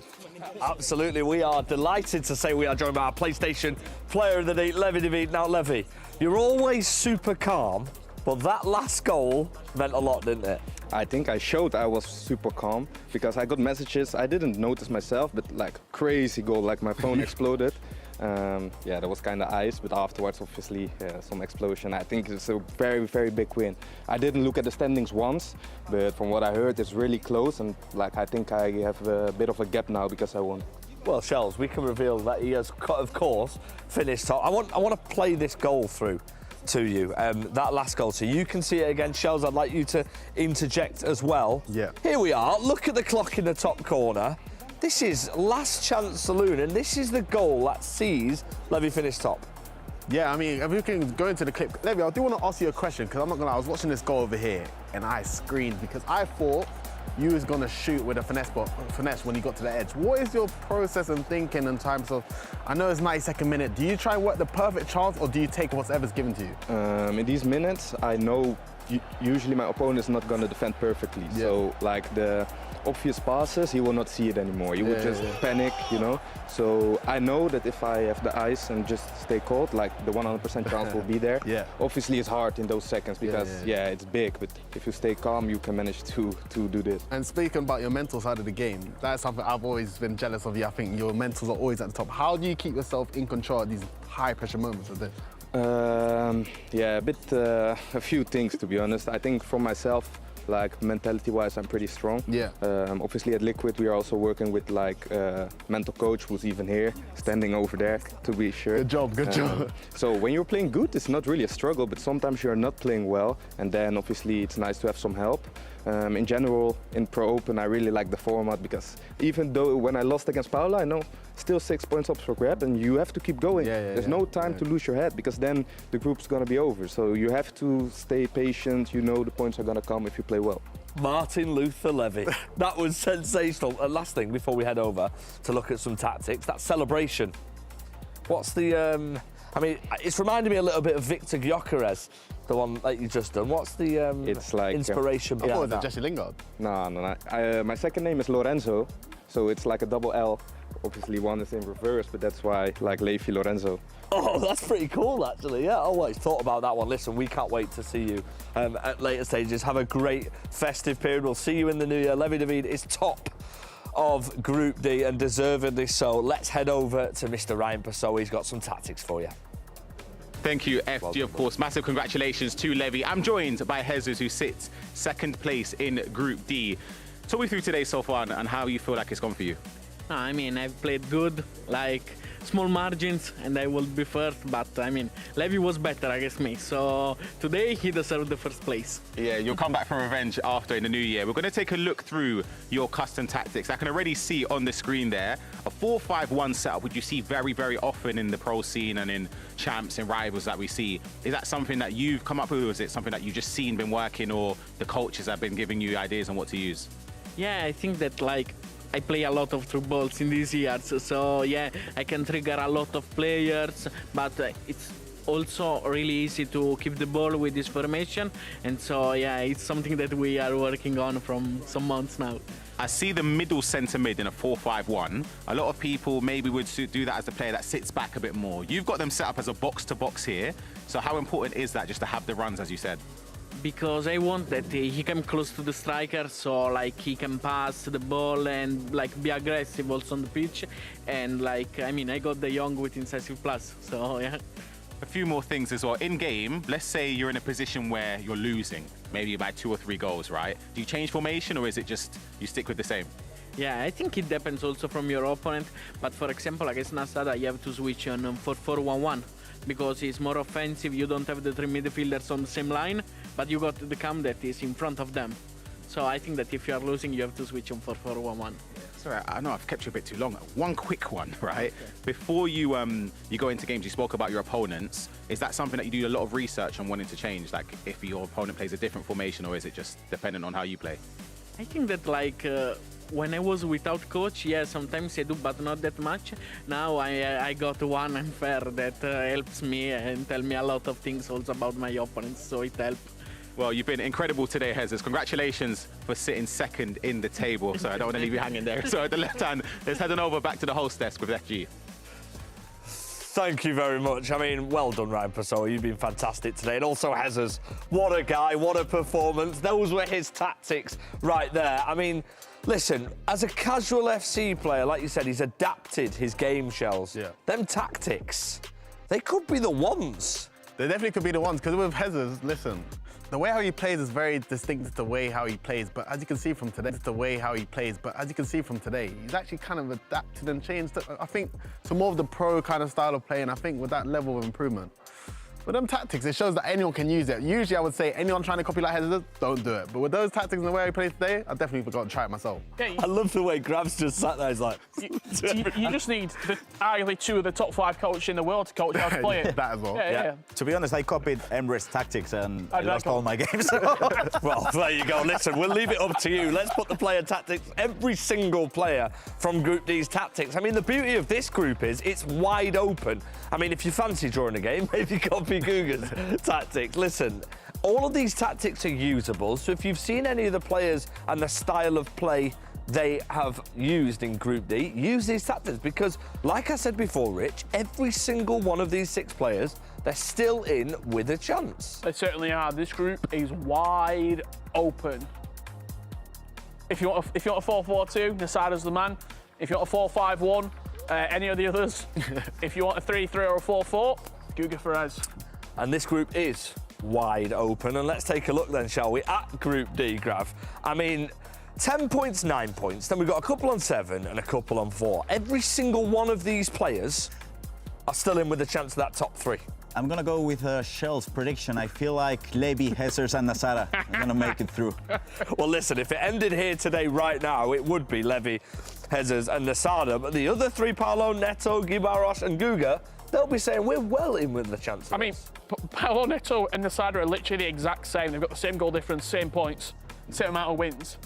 I mean, we're going down to the tiebreaker of all tiebreakers. We always say goal difference will be important. That 5-2 loss for Guga right at the end of the day, a couple of those 8-4 losses here and there, they could be pivotal when we come back in the new year. Shells, do you want the good news or the bad news? Bad news first. The bad news is you're going to have to wait 4 more weeks until the FC Pro Open returns. The good news is we get to do it all over again. Group A, B, C and D. And this time, there's a lot more at stake, OK? Because we're going to be back in 4 weeks, Grav. All of the big names are going to be back, including Anders Vergang. Tex is going to be back as well. And they're all going to be deciding their fate in this tournament. Every single group has been sensational. Group A and Group B, we've got 2 players with 100% records. And we've seen Group C and Group D. They are tight. How do you see it going? I feel like those performances from Anders and Emre, they were just out of this world. But I think Levy was the one that impressed me the most with the way he played throughout the whole day today. But as we're just seeing Group A with Bergan, Jasko and Tuga making it through. And Tex obviously has a chance. Luca and Peixoto, they're struggling now. And it feels like Tex, if he's able to just step it up a little bit, he could be going through in this instance. But Tuga, first time playing FC Pro, and he did a great job. Let's not brush past Mr. Richard Buckley's prediction for Group A, which was Peixoto would go all the way. He's on 0 points. Let's take a look at Group B, shall we? Because, OK, listen, what we'll do then is we'll also mention quickly that in Group B, Anders Vergang, the day before, because it was the double header, got 15 points. Emre Yilmaz went and did the exact same the day after. There are rivalries forming, and it's not even in the same group. It's going to be a fun one, isn't it, Shells? Yeah, it's going to be a fun one indeed, especially in some of the groups you can't really predict what's going to happen. But obviously, Emre matching Anders, I'll be honest, I didn't expect anyone to really match him, especially straight away right after. But week 2 is going to be big. You got Nicholas trying to bounce back from a disappointing performance. Even Guga today, I think that last round loss would hit him quite hard. But he's got, I'll be honest, I think he's one of the ones going to do the same thing that Nick's going to do and somehow qualify for being bottom of the group. I'm loving the predictions here. Just a quick reminder, it is the 5th of January when you can tune back in. We're starting all over again in Group A. We want you there, 6 p.m. GMT. It's going to be a new year. Is it going to be a new you, Rich? Can be. Do you want it? Do you want a new me? Listen, I want you to stay exactly the There you same. go. I also want We love you as well, Rich. every single one of us to tune into the final because we're ramping up that promotion. Tickets are available now for the FC Pro Open final. It's in London. It's the 26th of January, and you have the pleasure of seeing somebody lift the trophy we've got in the studio with us. So come and join us. Scan the QR code. Please come and join us for the final. Lads, have a fantastic rest of the year. Thank you to every single one of you for watching us in all 4 groups. You've been fantastic, Grav. Great to see you again. Shells, Rich. Love you. Thank you very much. And Ryan Pessoa is somewhere as well, and everybody here is somewhere as well. But listen, thank you very much for watching. We will see you in the new year. 4 groups done. We'll do it all over again next year.